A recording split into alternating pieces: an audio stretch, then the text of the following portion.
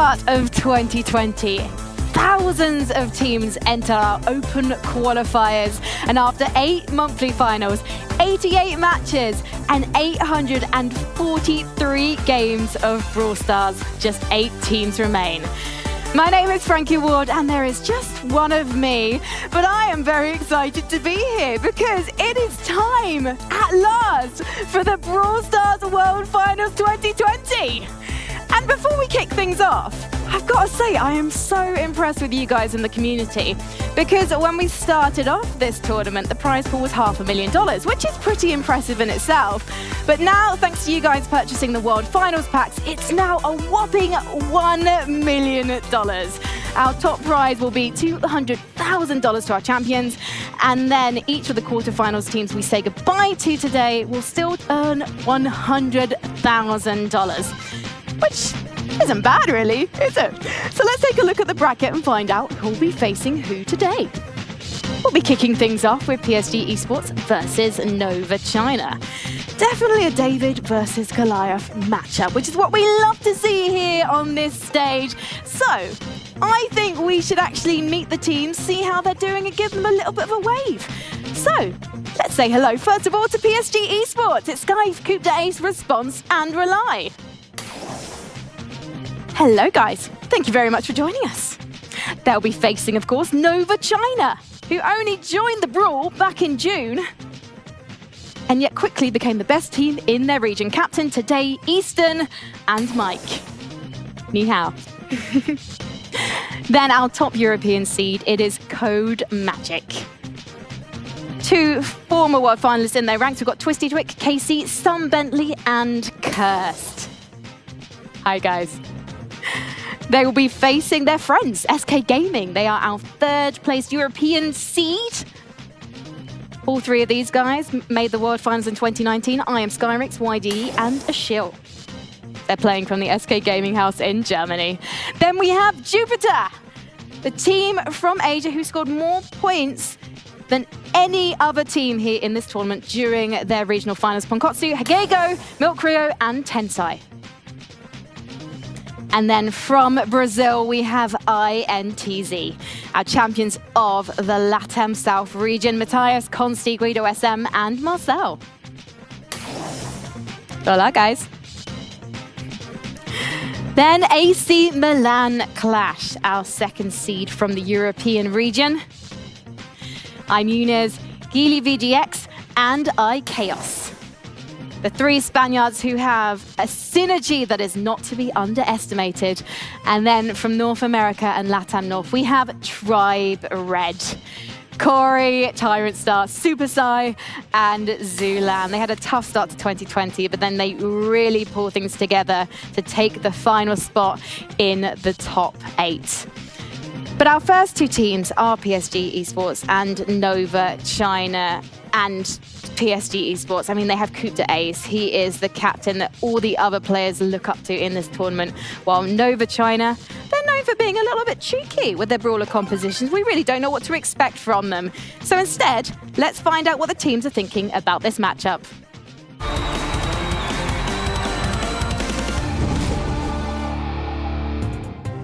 We do feel really prepared to face Nova China. We are ready to face any of the 8 teams. We have, well, except Nova China, analyzed a lot of the opponents, and we have done many game strategies, and we should be ready to face any teams. 也是有这个一直在训练，就是去熟悉最近 BS Brawl Stars 的这个最新的这个阵容啊、套路啊什么的各种。So my first feeling on Nova China is, my first impression is mysterious. I've never actually played with them or actually watched them play, but well, China is very famous in esports and they are really strong. It is their first year in competitive, but I really think that we could not underestimate them. We will do everything that we can. Response 他这个好多英雄都很猛哇，特别厉害。然后这个 Coupe d'Ace 的中路呢也是特别的稳健啊。然后筛也是都很稳那个英雄。然后他们的那个3位选手的这个协调啊，就是那种中路的配合啊什么的各种东西都打得特别好。Nova China, good luck. Let us all do our best. 希望这个我们都能发挥出这个最好的状态。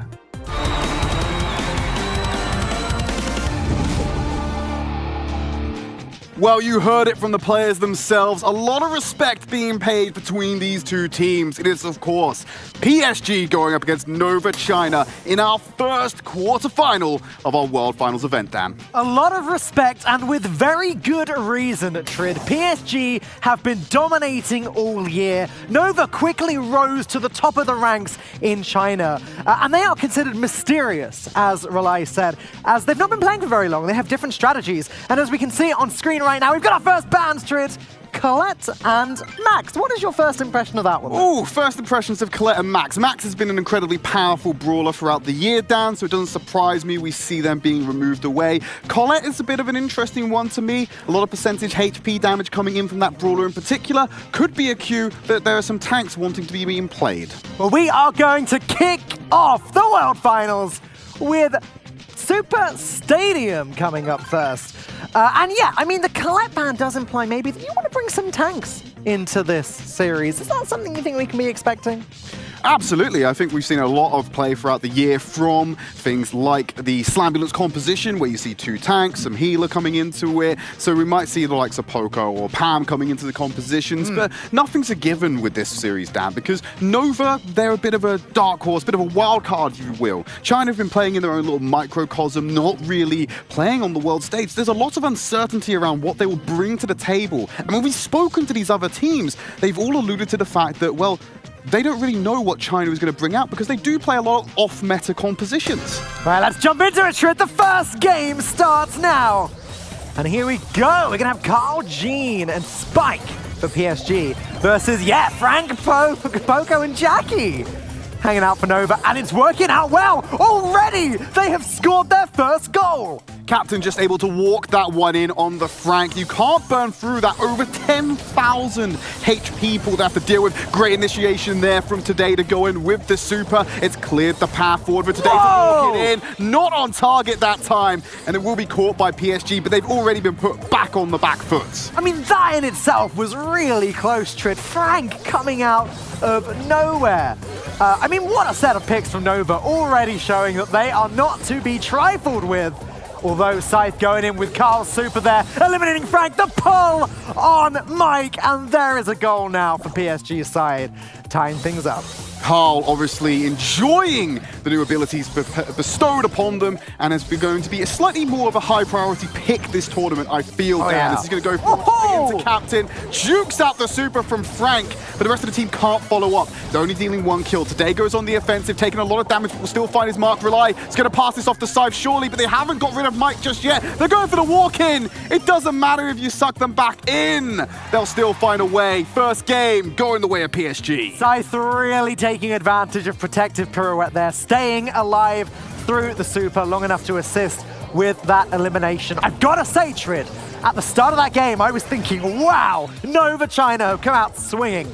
But it was going to be PSG that took it down. Though, I am really excited for this series now. This is going to be much closer, I think, than we were expecting. Absolutely, but it is still very early days, Dan. It could be a close series. It could continue to be a 3-0 stomp. You cannot deny that PSG are coming into this series as the favorites. Yep. So we are expecting them to be in the lead throughout this series. And it was a great start from Nova China to get that early goal, catch PSG off guard. But can they keep surprising them, or will PSG get the download in play, understand what they've got to do, generate a playbook, and just read it off the script? It really looked there like Cutie Ace was barking orders at his teammates during that little replay shot that we saw. It's great to see them virtually on the stage there. Really nice setup we've got. It makes a change. We haven't seen their faces all year, so this is really nice. Yeah, we've not had the cameras on play, but of course we have to crack them out for the World Finals, Dan. And compositional change-ups here. Captain's going to bring out the Gale, Brock, and we've got Carl for Nova China in our second game of Brawl Ball. Yeah, Cuda Ace switching to B, but otherwise a very similar comp to last time. And already this is looking like a nice push. Spike dealing the damage to Mike. Mike trying to dodge those spikes, staying alive, and Relay now having to retreat a little bit, waiting for teammate to respawn. Is this Nova's opportunity to get back down the map? No, Relay is not going to make life easy with the super and just the onslaught of attacks. Just splitting the field, not allowing them to move where they want to. Great entry there by Today. Scythe's going to answer back in kind onto the back line. The two Carls will meet, and Scythe has the overlap with the pirouette. Relay with the pass. It's center on goal, and PSG get the first score once again. Well, that's actually the first time, tell a lie. Yeah, looking good for them for the start of this game. They're managing to deal a lot more damage this time around. Today, trying to dodge fire. Mike goes down already. Oh no, that's a team wipe, and that is going to be game 2. Going to PSG? It is all part of course for PSG once again, and a lot of this is being decided by Scythe's Carl. It has been a powerful pick for PSG so far, and even when Today switched over to the Carl to match them, not having the same impact, Scythe gets on the back line, takes out the first attack, then moves room to help his team, clears the field, and it's just an easy super pass there for Coup the Ace to get into the back of the net. Carl and Brock obviously both hanging out with their new gadgets. We did see Nova bringing Brock, but wasn't quite able to utilize it as well as the Carls have been. The Carl is insane now. So mobile. Yeah, able to get into those backlines faster and make sure he's causing a lot of damage and havoc, really. And that might be a race, Dan, of what we're going to see. Who can get onto the backline the fastest, who can take out the squishier members of these teams, and then collapse into the main engagement in the mid. That game was much faster than the first one. It seems like PSG really starting to get into their groove here. Of course, the set is not over yet. We're playing best out of 5 sets now in the global finals. So Nova could still take this one back. Oh. Early start here, so there we go. This is the Slambulance we were talking about at the top of the series. You've got the Jackie, BB's in the front, clearing them away. The ball's got an open goal for them. And PSG, they're making this look easy, Dan. They are overrunning Nova, despite their changes to match PSG's previous composition, albeit with the Brock in instead. There's the aggression from Today. Carl is still going to be powerful in this one. Great super to pull him back in. Open shot on goal, needs to get in range. They bring up the super pass, and PSG will take set number 1 and an early lead in this series. I'm sorry, Tridd, but that BB was absolutely disgusting that game.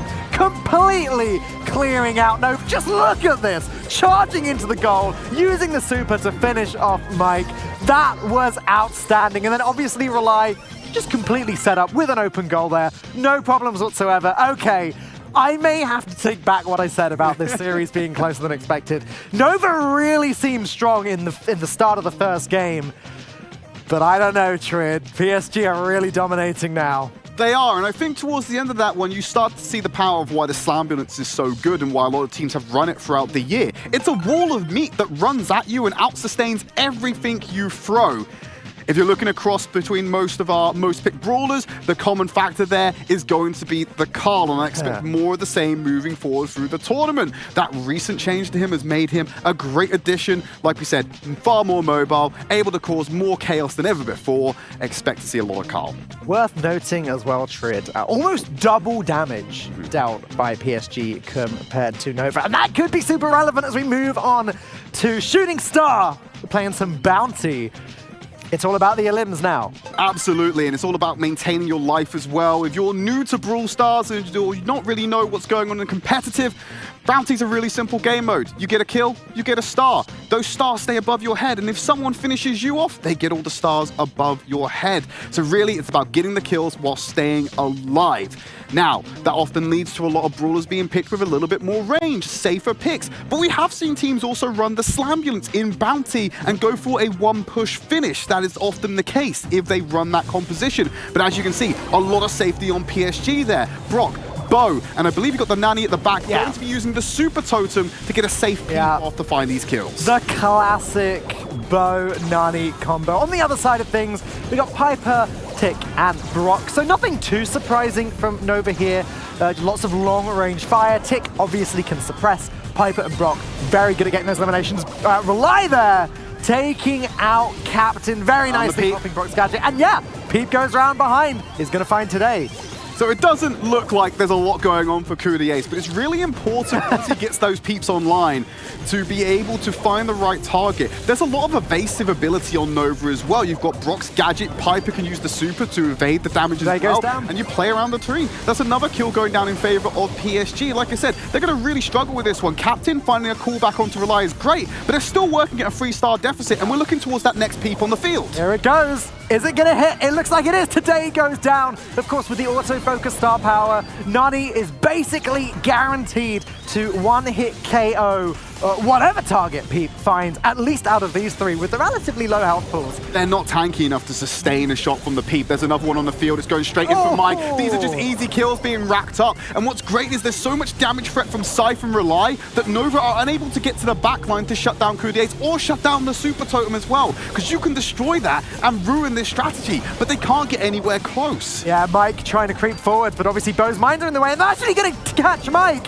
Scythe is going to get the elimination. Oh boy, and now, do you know what? Coup d'Ace isn't even worrying about the super anymore, just finish the job with the attack. Once you get to 7 stars, Dan, the more kills you add, don't add to your bounty. That's just net profit for your team that will never go away, even if the kills come in. This is a great position of PSG to be in, and they're continuing to dominate Nova. This is not a pretty slight. We may need to slap a mature rating on this game if it continues at this rate, because PSG are just making this one look easy. They win the first game of our second set. That was extremely one-sided indeed. Nova need to find a way of taking out this Nani. Like you said, the Bo, the Brock were making life very difficult for Nova as they tried to creep forward. They tried to find the Nani, but they just weren't able to get close enough. It's going to be a huge problem for them if they don't find an adaptation. Now, it does change the game a little bit if Nova decide that they also want to run the Nani strategy as well, because then it becomes a trading peeps and who can take out those super totems, because you only have a finite amount of those on the field, Dan. Once you get rid of them, then you cannot run the strategy in the same way, and you force the Nani to play a little bit more forward and make themselves vulnerable to attack. Yeah, exactly. It does become a trading game as we take a little look at Nova China. See if we can, obviously it's hard to see the emotions behind the masks, but lots of concentration going here, staring down at their devices. They need to start to pull this one back. This is a single elimination tournament, Dan. They're going to get one shot at this, and they've already lost that first set. They're on the verge of losing the second. Nice change up from PSG. Mortis coming out from Scythe here, but they're still going to keep themselves with the Poco and the Jackie, so it's a little bit beefy, and it's going to get onto the back line. Thankfully, Nova has brought the Dowel this time, so the assassination potential isn't as high as it would have been usually. Yeah, a little bit of a switch up there. Going to see how this one plays out as Rely and Coup d'Ace are going for it. They're playing very aggressively. Rely not slowing down, pushing all the way back to Nova spawn, and Daryl falls. Tick's head first goes out, but Rely is going to make short work of that, and if Scythe stays alive, oh, which he's not quite able to. Be able to. He's got Mike in his face, low HP, not getting a chance to regen, but Mike can't be going into 2v1s in close proximity to the Rely on the Jackie and Coup d'Ace on Poco. There's so much damage and sustain and tankiness in those two alone, it becomes incredibly difficult to do it. Rely a little bit late to the punch there with the super. It enables Mike to get in, get the kill, and get out. While that's going on, Scythe's in the back line, dashing away at these squishier members. Worth noting as well, Mike is running Daryl's new gadget, the Tar Barrel, so that could be useful in slowing down certain brawlers, but not so much against this squad of already quite close-range tanky brawlers. Scythe is going to make short work of the Daryl again, and now we've got a 9-star lead for PSG once again. The only person Scythe really needs to be worried about here is Mike. Mike is the one that will not be under too much threat when he goes in. But if he enters himself into a voluntary 1v3, he'll just get taken out, and it means Scythe can go on the back line and take the 1v2 himself. Scythe taking out Captain on the back line, has to back away from Today, and Rely's going to easily pick up Mike after all those abilities have been used, and he's isolated away from the support of his team. Mortis obviously a fantastic counter for Tick, as long as he can stay away from this head first. But look, it doesn't really matter anymore. As long as Scythe stays alive, which he does, that is going to be a win for PSG. And we are once again on set point. Not really under threat there from Cypher at the end. You had Courtier sitting on the super from Poco so he can get the heal. Remember, every auto attack that Cypher has is a dash, so he's able to quite easily dodge out the damage that comes out from Captain, as well as today. Rocket Rain's a little bit harder to dodge because that is a large area to encompass, but the singular shots he's going to be able to dash away just easily. Yeah, I've got to say, Tridd, things continuing to look very good for PSG. Slight change in strategy in that game for Nova, but it wasn't enough. Do you think we're going to need to see a dramatically different comp from them in the next game? I don't know about dramatically different, because every time PSG has brought something new to the table, could they be over-engineering this and picking something that PSG is just going to end up winning at selection for? I think if you run the same composition, PSG, they're not going to know necessarily, and they may pick something different themselves that may not be as efficient. But I have a feeling at this point we're starting to see evidence here of why PSG are being touted as such a strong team from the Asia region. They're just easily adapting to everything Nova throws at them, and they're staying one step ahead. Look at this composition, really squishy, full thrower composition coming out here. Tick, Barley, and of course Sprout into the mix against Mike. Now Mike's Piper is going to be really important here. If he lands some shots on either or any of PSG's members, they're going to be extremely vulnerable to being killed, and he's got the range to stay safe on this one. Today, doesn't quite have that luxury, will get taken down, and now Captain's under threat as well. It's more of the same for PSG. Hang on a second. Nova are in the lead. Side goes down. Now, Kuda Ace on Sprout is actually more tanky than you'd think, thanks to the shield and presumably the gadget that's going to heal him back up again in the bush. So, I don't know about being completely squishy, but at the moment, Nova are capitalizing, and honestly, they just need to stay alive for the rest of this game, and they will win. The longer this game goes on, Dan, there's more potential threat here, especially if terrain starts being taken away. Notice all the throwers can hide behind terrain. There's only one of them in the form of Captain on the side of Nova, who doesn't need direct line of sight to get these shots off. So his cover gets destroyed. Mike's able to get shots just like that onto side. Looks to find Mortal Courtier, who is trapped in the corner. That's giving Nova a lead with 45 seconds left. PSG on the back foot now. In a bounty map, will have to assault Nova and all the damage. And look what Mike does. Destroys the cover, opens up these sight lines, and makes it more and more difficult for PSG to go on the offense. You love to see this from Piper when the team is ahead, just destroying the enemy cover, trying to make it more difficult for them to push their way up the map. Still 6 stars in it. PSG are going to need to find at least 2 eliminations here to tie this one up. But with 15 seconds on the clock, they are getting closer and closer. Mike on the back line. Mike has to be the target. Mike goes down. 4 stars in their favor. 2 more to go. They're aiming for Captain. They've got to hit today, but they backed off away from the head first. Reliable throughout the mines. Mike goes on the hunt. Remember, it's a 2-star swing. 1-star swing with 2 seconds remaining. They're not going to find it. And Nova will win a game in this series by 1 star and show signs of life where they previously have not. Here we go, Tridd. We have a game on our hands. Could this be the beginning of a reversal?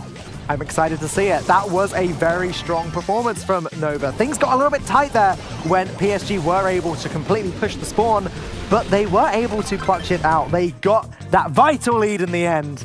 And okay, I'm a little bit more interested again now. Oh, it's piqued your interest, has it? Oh, yeah. No longer going for the Resident Sleeper on this one. 20 seconds remaining before we jump into the next game. It could be sooner because we're at the whim of the players here and they may want to get into this a lot faster. But of course, selection has played a big part in this series so far. We expect them to take their time and make sure they are making the right choices. Now, I don't see PSG running out on the triple thrower once again. I don't think it worked out for them. I see them reflecting to something a little bit more rounded than tunneling in on that one aspect of the game. But as you said before, PSG, very versatile. They can play a lot of different brawlers, a lot of different comps very well. And I never really know what to expect coming in next. With only 1 ban on each team, with 40 brawlers in the game right now, there are a lot of possibilities. And I'm looking forward to seeing how they handle this. It is going to be back to square one, though. It's going to be Brock, Bo, and Nani for PSG. This time around, Nova have a good answer. They've got today on the Mortis. He's going to be able to get into that back line and get onto Courtier, where previously Nova could not. This Super Totem just gets destroyed by the range of Captain. They have the tools to deal with this Nani composition now, Dan. Captain goes down, though, so that is a lead for PSG. They've managed to push back the Mortis as well. And Mike falls too. This is not good. Nova need to be right up in PSG's faces if they want a chance to win that. But today, going to just block the peep because he has got the health pool to survive that attack. Really nice strategy here from Nova. Because Bounty is so swingy, Dan, Nova can lose a few stars here. It means getting the peeps off the field by taking out the super totems. They need to go in unified, find the super totem, remove that from the field, and make Nani play more aggressively. So Today can play sweeper on this one. Another tank coming in. Luckily, Captain 40 HP survives. Yeah. But while this is going on, Mike shouldn't be pushing the attack when the other two are retreating. Makes him vulnerable to get pinched, and it extends this lead for PSG. They are not adequately dealing with the peep, and Captain gonna lose his life. The distance, the further that peep goes, the more damage it's gonna deal, Dan, and he's unable to block it shortly. 9 stars in favor. PSG absolutely dominating Nova, looking to close out this set. Yeah, Mike falls as well, and Kuda Ace is having a great time. Today manages to push forward, but is gonna fall. And things are looking pretty dire for Nova now. Like you said, second set seems like it's gonna be ending. Mike falls to Brock's gadget. It's too, Dan, there's not enough time for them to I don't close think this there deficit is. right now. They're struggling to find the singular kills. Kuda Ace is A team like wouldn't do it. speed running the generation of these peeps. And with that 15-star deficit they need to close, 2 seconds remaining. The kill onto Rely is meaningless. PSG will take set number 2 as they head towards match point. I will say, Tridd, there were some plays that I really did like from Nova's game there. I liked when the Brock pushed forward, took the peep shot and survived with 40 health. Again, taking advantage of the fact that if you tank that thing sooner rather than later, you take less damage, and was able to just about engineer it so he stayed alive. Again, the block from today we just saw a moment ago, that was nice as well, but ultimately it was a strategy that they just were not able to deal with. And we're going to move on to Heist next, and we'll have to see if they have a little bit more luck in this game type, because otherwise it will be their last of this tournament. Remember, they will walk away with $100,000 guaranteed for being one of the top 8 teams in the world. Not bad, is it? It's not bad at all. Not bad for one game of Brawl Stars. Well, it's not one game of Brawl Stars. A whole year of Brawl It's been an Stars. 8-month journey to get to this point. But ultimately, let's take a look at some Oh, much stats. closer So, damage-wise. Nova China, they've running out on the compositions. For 3 out of 4 of their games, they played the same brawlers into this one. PSG showing a little bit more variety, but of course, their most dominant performance definitely came out when they were using the bow and the Nani combo. It's just so potent. I thought Nova China had the tools to deal with it that time around, Dan, with the Mortis, but unfortunately, they were only able to take out 1 of the 3 potential super totems. Kaboom Canyon, our next stop, like you said, a heist game mode. And we're wondering what they're going to roll out on this one, because we've seen a lot recently. Before we saw a bunch of Gale nerfs, a bunch of tankier brawlers being used with the spring platform to get onto the safe a lot faster and just perma-rush the safe. Not going to be quite as powerful, seeing as Gale has recently been reduced in power. Yeah, I mean, Gale's spring doesn't go as far as it used to. It is not what it used to be. I'm excited to see what comps we'll get here. Again, you typically do tend to see the ones that deal a lot of damage, the Brocks, the Spikes, the Carls, and it's going to be Brock Pam Carl for PSG. Is that a Crow? That is a Crow in the World Finals, a brawler that we don't see a lot of. We're going to be looking to see what Mike can do against a more meta composition. This is exactly the kind of stuff we expect from Nova China, though, Dan. We talked about how they're a bit of a wild card. They play off meta. Crow is certainly that.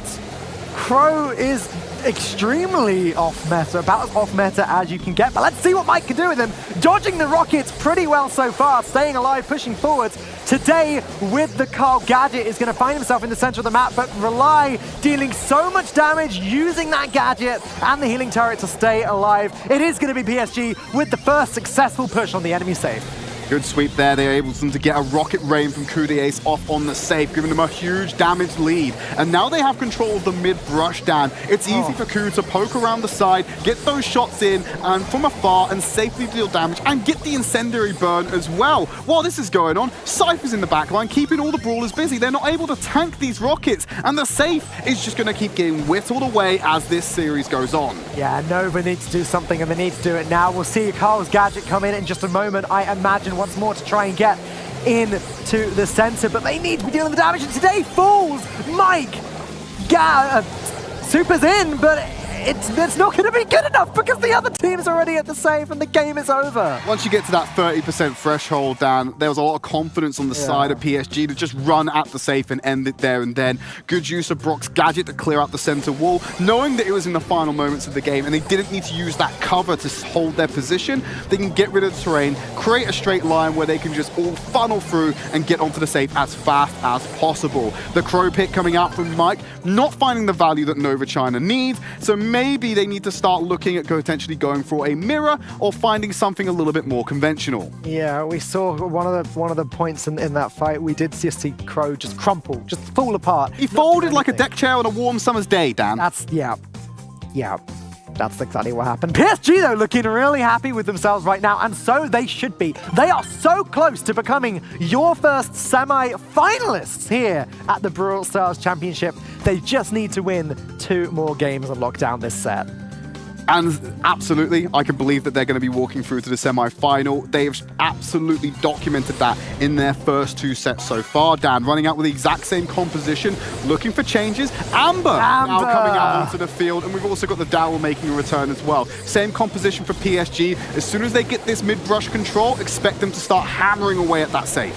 Now, Amber is not the force that she once was, but still extremely powerful and good at dealing a lot of damage when she gets up close.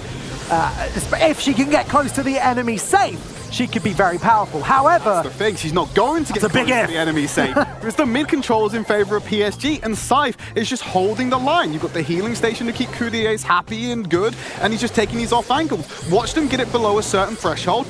Coudier's will pop the wall and they'll sprint to the safe once more. There we go. You can't fight through the healing from Pam. Relai's going to go down. Finally, an opportunity for Captain to get onto the safe. A lot of damage needs to be dealt. But remember, you're at a 50% deficit already. If you want to go on the offense, who's guarding your safe?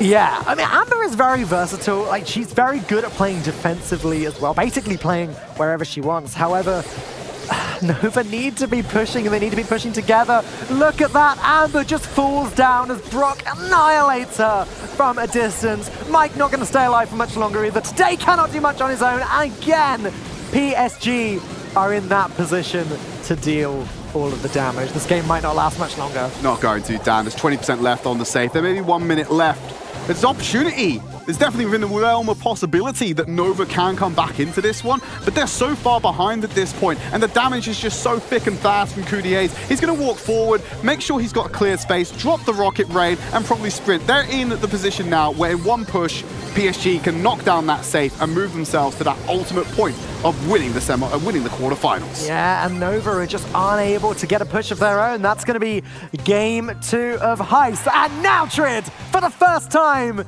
in the global finals, we are on match point. Match point and only 3 sets in, Dan. This has been a very dominant performance from PSG. Remember, this is just the start of their World Finals campaign. A lot of the other teams are going to be watching this, looking at what they're playing, how the performance is going. And this is an opportunity to make a statement to the people in the next round of the tournament who are going to be facing you. Put a little bit of fear in them. Make them understand that, hey, we're going to have to go up against this next. This is what's up next up on the menu for us. Are we good enough to take them down? Because at the moment, being able to just bully Nova China sends that message. It does indeed. Again, obviously, Nova China haven't had as long to practice the game as the other teams have. Brawl Stars only came out this year in China, so they're very different sets of experiences, these 2 teams. But yes, things not looking good for Nova at all. The Amber pick just did not work out against Brock, who can deal so much damage at such a long range so quickly, especially with the new gadget. It's gonna be the Slambulance now for PSG. Versus Brock, Pam, and Carl. Okay, well, that's more ordinary. Yeah, so Nova taking the mirror against PSG if they would have stayed on the exact same composition. PSG, they want to roll out with the Slambulance, and they're having a bit of difficulty with this one already. They're having to go fight up against the Pam, who's very beefy in the middle. Scythe. What can happen here with this gentleman is that he can walk away and get himself a great bubble off onto the safe. Now look at Nova. They're setting up for a base race. They're actually going to shred this. Hang on a minute. Okay. PSG, they're not answering. They're losing a lot of HP right now. They need to clear the members of Nova off the safe. They're getting their own damage and field. It's not going to happen, Tridd. They're going to do it. Oh my goodness. Nova China actually just ran at the safe and PSG had no answer for it. Thinking that Mike can just leave the healing station, plant it outside the safe to maximize the amount of time they can spend on it. Look at his setup. They just send Captain in with the pirouette, Mike at point blank range with the damage coming out as well. And they wanted to go for the trade. They wanted to go for the base phase. But Dan, 2 is more than 1. That damage is just outmatched. And Kuda Ace playing as Poco specifically, not able to deal large amounts of damage, you know, up against a Pam with Mama's Hug, able to deal the damage to the safe while also healing himself and his teammates. So yeah, very strong performance from China. Nova China, who are still showing signs of life. I want to see a comeback here, Tridd. I love PSG, but I want to see this get as close as possible. Yeah, well, I think we'd all enjoy a 5-set series, Dan, but I have a feeling that now with PSG returning to something a little bit more regular for them, they're happy to blow up the cover and get in here. So this is a straight mirror composition, something that should have happened in the previous game of this set. PSG wanted to get a little bit wacky. Now it's all about that mid-control, getting the first kill and winning this early war of attrition to get in range over the enemy's safe. Cover just not really a part of the game with Brock's new gadget involved on both sides. However, it's going to be PSG pushing forwards, hitting those shots. Mike goes down as well. That is 3 versus 1, and the damage is going to come in thick and fast. And that first offensive down gives them a 45% HP lead against the safe. They get position of the mid, they have supers online, Scythe's willing to walk forward, keeping Mike out the healing range for as long as possible. Finishes up with the back-to-back super onto the safe, and there is nothing Nova can do to stop it. PSG are your first semi-finalists. An amazing performance from PSG, but commiserations to Nova China. They certainly put up a fight, but ultimately it was going to be a 3-0 series. I'm sure we'll see a lot more from Nova China next year, but just look once again at this performance, Tridd. PSG had this completely under control. Yeah, they will go through to the semi-finals tomorrow. It's just a day of quarter-finals for the time being. Nova China, you've had a fantastic year. How much shorter than everyone else's? But you made it to the World Finals. There's a lot to come. I'm imagining we're going to have some kind of Brawl esports scene the next year. So hopefully we'll end up seeing them back and have a full year of China's participation. Let's pull up the stat screen for you, take a look at what's on the board there. Damage a lot closer than it has been in the previous sets, Dan, but when it came to kills and damage on the safe, PSG have ruled absolute. Speaking of rulers, let's send it over to a queen. We got Frankie on stage.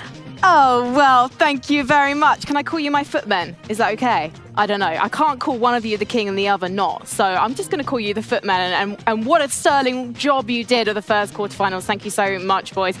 Oh, my God, though.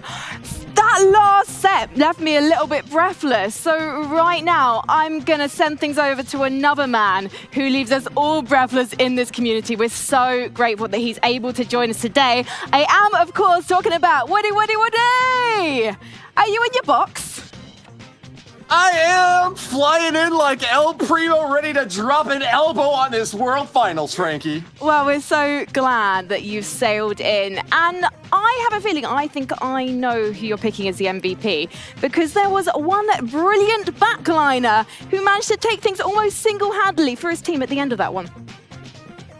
Interesting. Well, you know, I've got a bit of an interesting pick on my own. Might throw a few surprises out there, but I was keeping a close eye on that last match, and my most valuable player from that last round is none other than Scythe.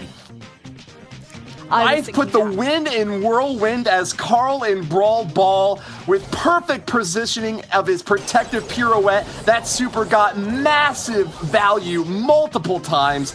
Aggressive demolition with gorgeous gadget use, as you see in multiple goals back-to-back in the early set there. He was fantastic also as BB in multiple different rounds. Even though he went down a time or two, taking 2-to-1 advantages is exactly what he needed to get that early lead. In Bounty, Coup to Ace was a shining star with Nani's autofocus barrage, sending Peep in deep. But Scythe held the front line as Bo and then showed incredible versatility as Mortis. His double kills made him the amazing assassin, and even with a little bit of triple thrower trepidation in game 2, they still pulled it back for an incredible finish. Finally, his flying hook in Heist was the perfect conclusion. Even in game 2 mirror match up against Mike playing as Carl as well, Scythe held a firm upper hand in multiple encounters. He was absolutely fantastic. I have to say though, Rely won my heart for the most enthusiastic player. I could watch his player cam all day. Woody, thank you so much for joining us. We'll see you after the next quarterfinal. Right, well, this is a world final. And I have to say, we couldn't be here without the support of our fantastic sponsors. And our first one is coming at the perfect time because I'm feeling a little bit peckish. Looking for a gift to blow your rivals away? Well, sweetie, this one takes the biscuit. A sugar and spice hamper, lovingly filled with delicious sweet treats. Act fast, you never know when it's gonna blow. Piper's Bakehouse, making bombastic baked goods since 2018. I've actually arranged for a delivery of Piper's Treats to arrive at the desk shortly. Eat up, boys. Right now, let's take a look at the bracket and see where we're at after that first quarterfinal. So PSG Esports have booked a spot in the semi-finals. Nova China, sadly, we say goodbye to them, but fantastic debut for them here at the Brawl Stars World Finals. And next up, we've got a European derby because it's Code Magic versus SK Gaming. We'll take a look at the rosters to remind you of the big players on that one. Twisty Trick, of course, used to be part of SK Gaming. So I'm really excited to see how this matchup goes. I have a feeling it's going to be a very close one indeed. But don't take my word for it. Let's hear from the players.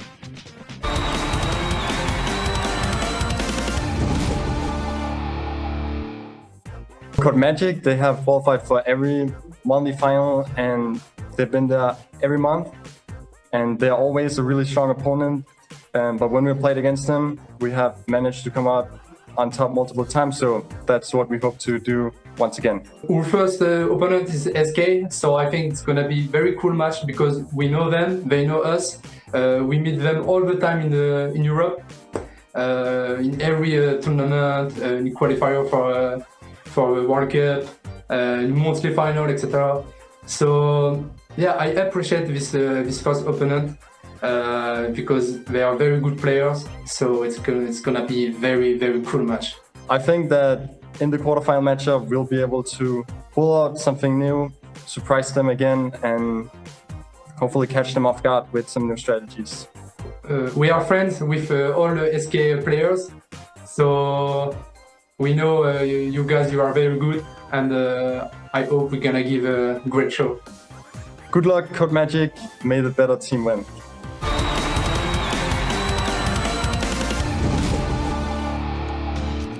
My goodness me, PSG was so dominant today, and no doubt many more exciting games to come. Code Magic versus SK Gaming. The Battle of the Titans is going to be concluded right here and now, Falcone. This is the match of the day for me, Ark. These two fantastic teams have been facing off against each other all year, and it's always been close. We've got Gene and Max banned for this one. Max banned for the second time in a row. Gene banned instead of Colette. I mean, this is what I'd consider pretty normal, personally, Ark. Very high pick rates for these brawlers, and I have been watching the YouTube and Twitch chat, guys. Don't worry, I got you, fam. Go to your newsfeed right now in the game and select either YouTube or Twitch. Go to the stream. That is how you will earn your exclusive trophy with a thumbs up pin in game. I still need to do that myself. I think I'll wait until you two are on the desk and then join in. But seriously, Ark, this is a match I'm really looking forward to. I doubt that we're going to get any crazy surprises like we did in the last match. Did you see we had a Crow? Yeah, I know. Crow used to be very meta actually in Kaboom Canyon, but our first game mode is going to be up first. Gem Grab. Hard Rock Mine is the map, a very classic OG competitive gem grab map. Absolutely, and with Gene banned, things get interesting here. We've been talking about this a lot over the last few days. Gene, the ideal gem carrier. Well, not in this match.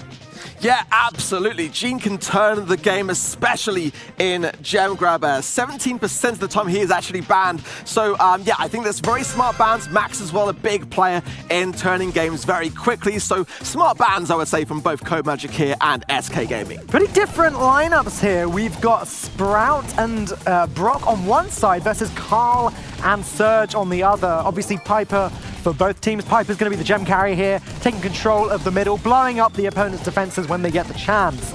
But what do you think of this arc?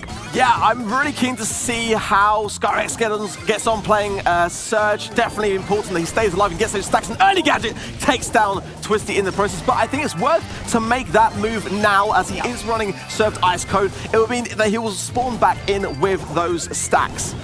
And also the super meter pretty much charged as well, so should be able to level up again pretty soon. Meanwhile, Sun Bentley, though, gathering the gems. That is 7 with the 8 in sight. Going to be able to grab that quite nicely. Where are SK Ark? Where are they? Pushed way, way back in the spawn. A cheeky little gadget from Sun. A homemade recipe saw to Skyrex, forcing him back now. And nice gadget as well from Twisty. The rocket fuel for the takedown. Oh, Sun as well. A cheeky snipe. 1 gem is all Code Magic need for countdown. It's falling apart for SK already. Sun Bentley with 9 gems. Obviously, in a limb on Sprout would also reset the timer. Skyrex is going for it. We may see a gadget any second now. Yeah, there it is. There's a super. KC goes down. The timer has been reset. And Bentley falls too. This game has been blown open.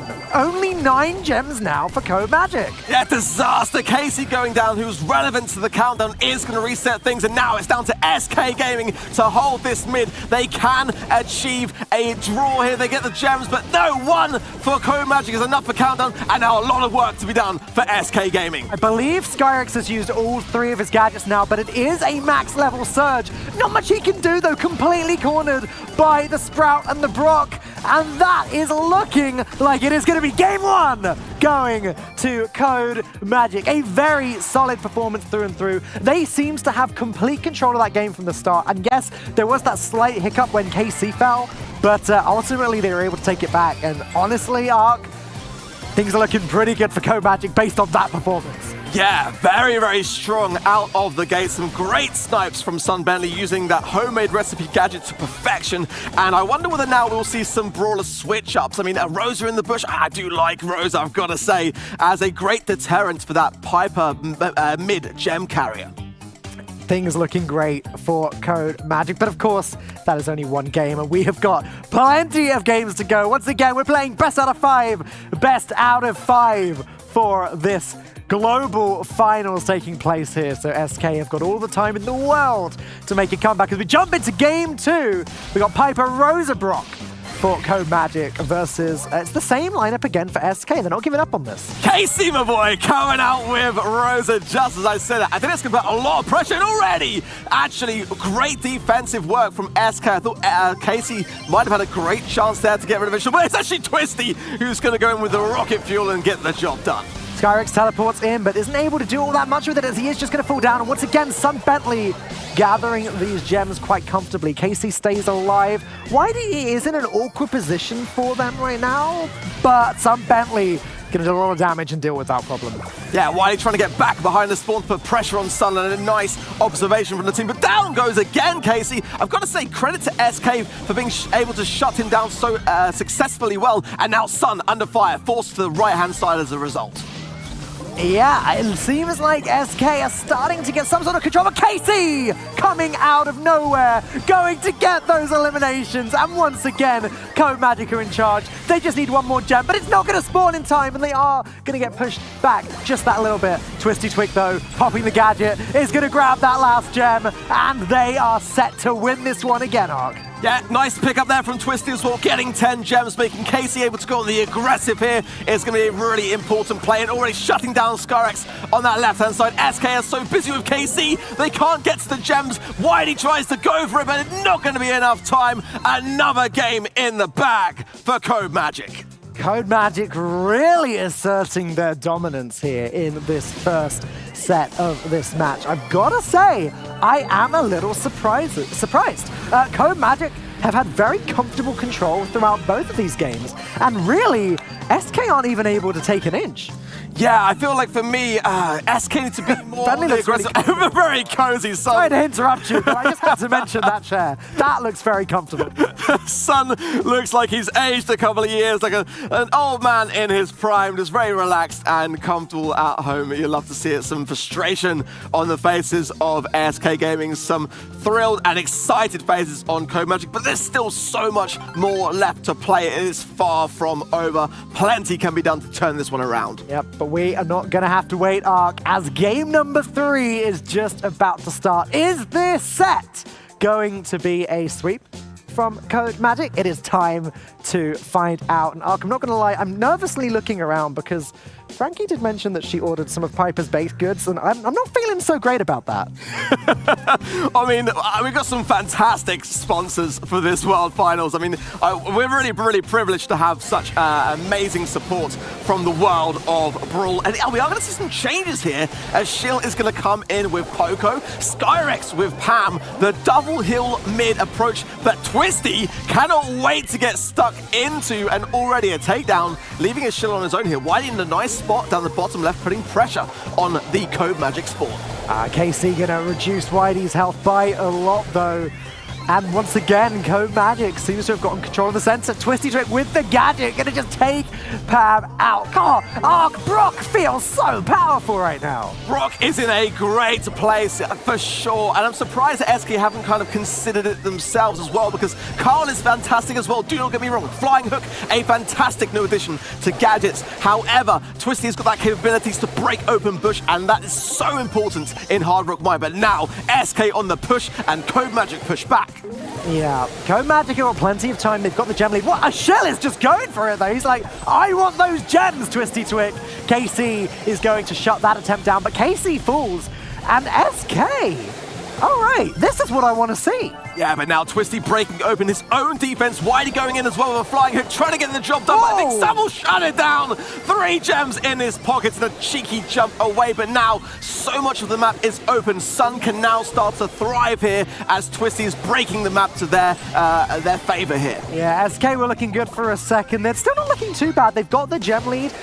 Neither team has definitive control of the center. YDE is going to be able to snag that gem though. And if they can get one more and he can use his gadget to escape, SK might be able to get this one. There you go. 10 gems. The super gets YDE out of there. And now SK just need to stay alive. Skyrex is so weak, he goes down. Skyrex goes down is crucial, but now the countdown is still in motion, but some valuable time just saved by Code Magic. But can they now push the spawn? Casey going in with a few cheeky hits on Whitey. It's going to be tight, Falcone. It's so tight, but I think SK are staying alive, Ark, and they are going to win their first game of this series. SK showing that they have still got a lot of fight in them. This set is not over yet. Far from over. I love to see some versatility, some changing. That is what is so great when it comes to SK Gaming. They are very good at switching things up, being unpredictable. And now, how are they going to take these learnings on board going into this next game of Gem Grab? Are they going to keep the same comp? Are they going to keep the same aggressive spawn trap style? These are the questions I have on my mind now. Well, switching things up last time for SK really paid off, but I'm wondering how Code Magic are going to adapt to that. Are they going to continue switching things up? Again, with only 2 bans and 40 brawlers in the game, there are a lot of possibilities right now, and I expect that we're going to see a lot of different comps over the next couple days. Yeah, 100%. 100%. I've got to say, though, SK Gaming do look a little bit more under pressure, I would say. Code Magic definitely seem to be a little bit more relaxed, and how that definitely comes into play could change things. Colette coming in, like you rightly say. On both sides. Yeah, for Skyrex and KC, I think it's a really interesting addition. I guess both teams maybe considering the prospect of Rosa, but Whitey wins the lane, and that could put a lot of pressure on Sun Bentley to control this. But it still goes down, though. My goodness, Sun is popping off right now. Yeah, Twisty Twig with the elimination on Skyrex as well means that Code Magic are going to get good control. Sun Bentley destroying the enemy cover. YDE though, just lurking in the back. It's going to close in on Piper and get the elim, but unfortunately Twisty Twick able to take him out. But now Casey forced to pick up the gems, and that's not ideal really if you're Code Magic, and that's the thing. Casey probably looking for a good, generous opportunity to go down and swap them back to Sun. We shall have to wait and see. Sun goes down. Now this is much better from SK, starting to get into the swing of things. Twisty forced to super on their own spawn as well. The gems are now tied, but SK full mid control. Yeah, Carl taking his time to reappear on the map. There he is, appearing at the top. YDE. Shill, though, good control of the center. YDE really needs to stay alive, but either way, SK really showing that they've got it in them to win this one. I was a little surprised that they didn't bring Brock, though. Yeah, I would agree with that for sure. Shill, however, is a very accomplished Piper, and they're going to go with that for the mid-range, and those homemade recipe gadgets as well go a long way to deterring Code Magic from picking up gems. It's so tight, however, YD trying to sneak through the right-hand side, spotted nicely by KC, though. Collect with the super, but that is going to be a miss, and Skyrix falls. YD going to run in and try and finish off Twisty Twick. Gets the elimination, so it's 2v2 now, but Sun Bentley hitting a Shill with the gadget, having to push a Shill back. 1 gem remaining for Code Magic now. 1 gem remaining for both teams. It's going to be so interesting when countdown happens and both teams still have to control the mid area, because with Colette, you can just super in, bring a gem back for your team, but it's going to be the countdown for SK Gaming, and there's going to be enough gems in their pocket to really put pressure now on Code Magic. Yeah, I mean, another gem is about to spawn and reset the timer, so it's not over yet, as long as Casey stays alive. There you go.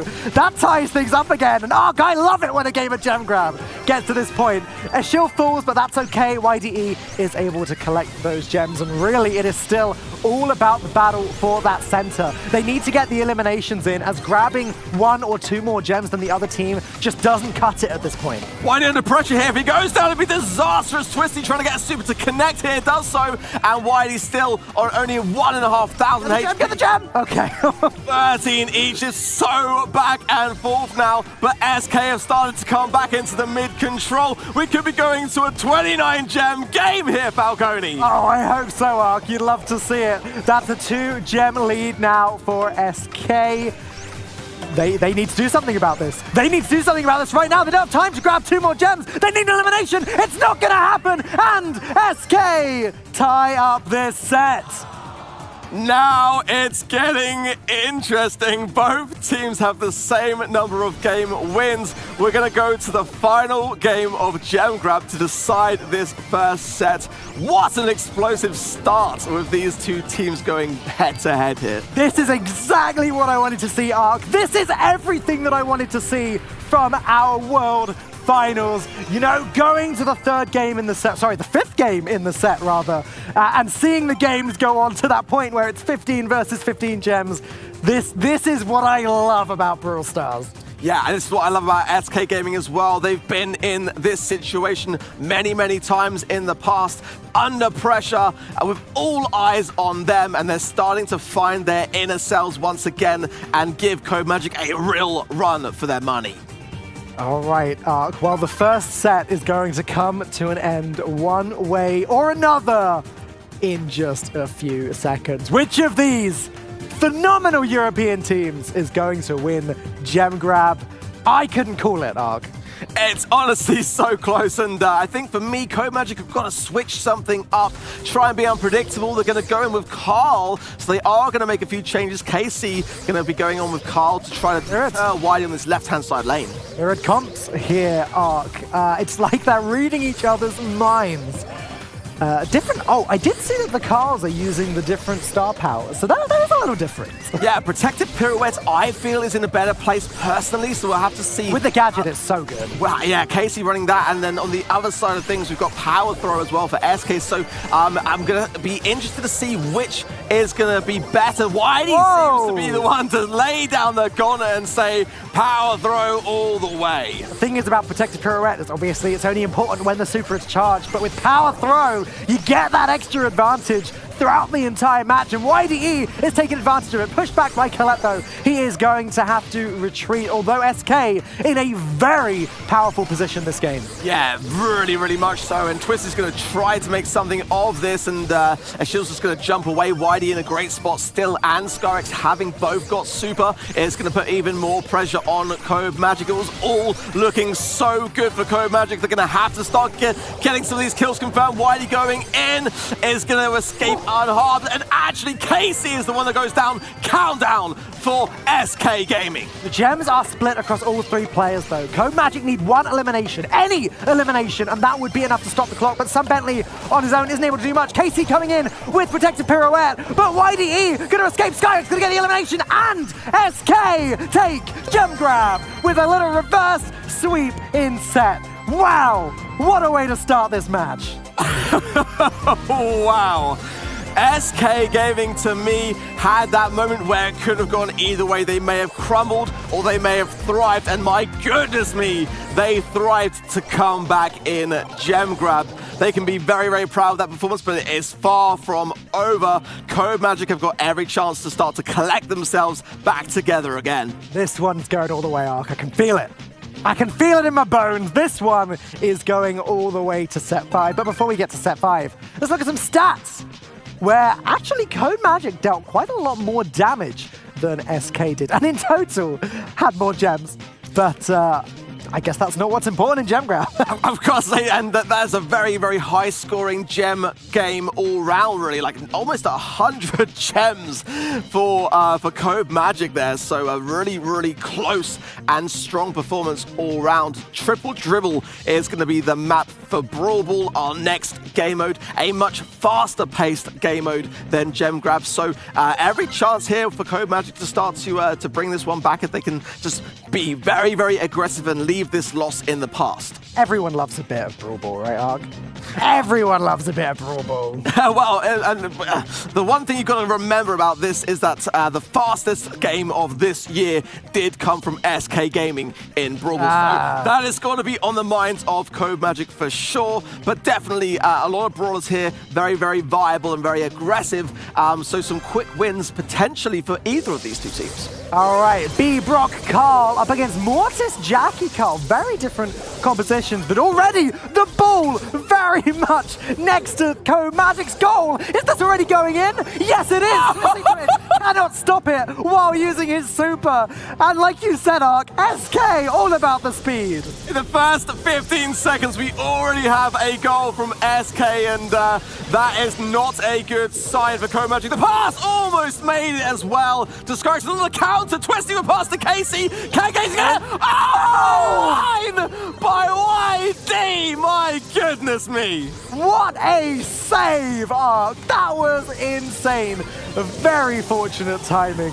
Now the ball, top right corner of the map. Twisted Drake, Sun Bentley, and KC all closing in. Skyrex gonna come out swinging, but is gonna eventually fall. Can Sun Bentley and KC get this done? I don't think so. With YDE spawning in, things are now gonna slow down a bit. I gotta say, B is a very, very smart pick with that gadget Rattle Tide that KC is running here. Very, very good at deterring SK Gaming from a lot of this defensive cover, and also his shots are really gonna pack a sting on tanky brawlers like Skyrex playing Jackie, and obviously YD getting too close to Casey could spell disaster for SK Gaming. Nice little elimination from YDE there, finding himself in a pretty awkward position for Code Magic. Gonna take out KC as well. The three brawlers pushing forward. Someone's gonna have to go back and get the brawl eventually. But well, actually, no, they don't. If SK don't score again, that's fine. They've won. That's it, and YD now cycling like an absolute mad lad. YD, you love to see it. Maximum pressure, and Twisty can only go into the corner and start shaking in his boots. 40 seconds. If SK Gaming can just hold this spawn trap, they're going to take the first round of Brawl Ball. Carl's attack is just so wide and hard to dodge.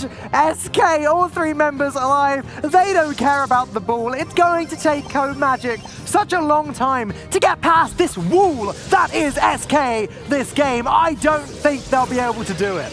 No, Code Magic had a great run of things in the mid of the map where it's very, very open, but now this is a great chance if Sun can get into the ball here. Scarix is shutting it down so well. That's the thing with Jackie.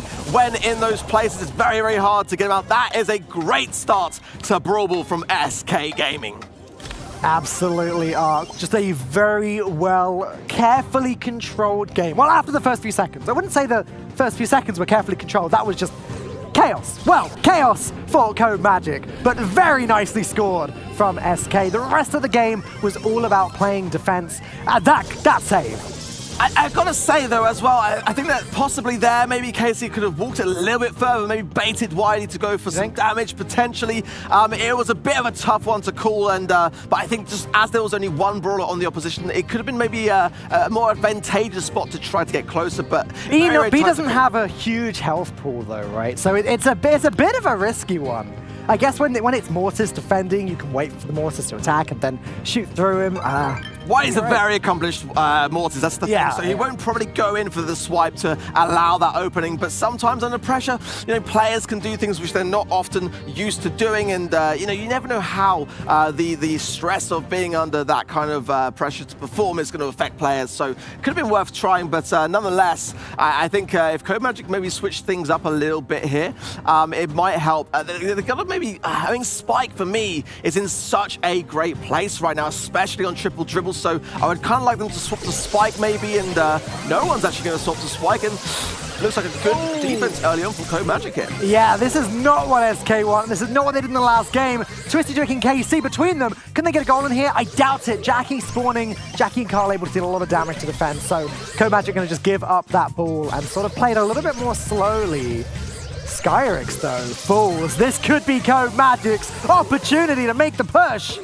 Have a rattled high from somebody getting great value, and Twisty going in there for the takedown of a shield. The pass was tried to be made from Casey. A nice takedown from Twisty, and that is going to be it for Code Magic. One goal in the bag, and we're reset to see what happens next. Beautifully played from Colette there with the super, with the star power to push back and grab the ball, and that's going to be him too!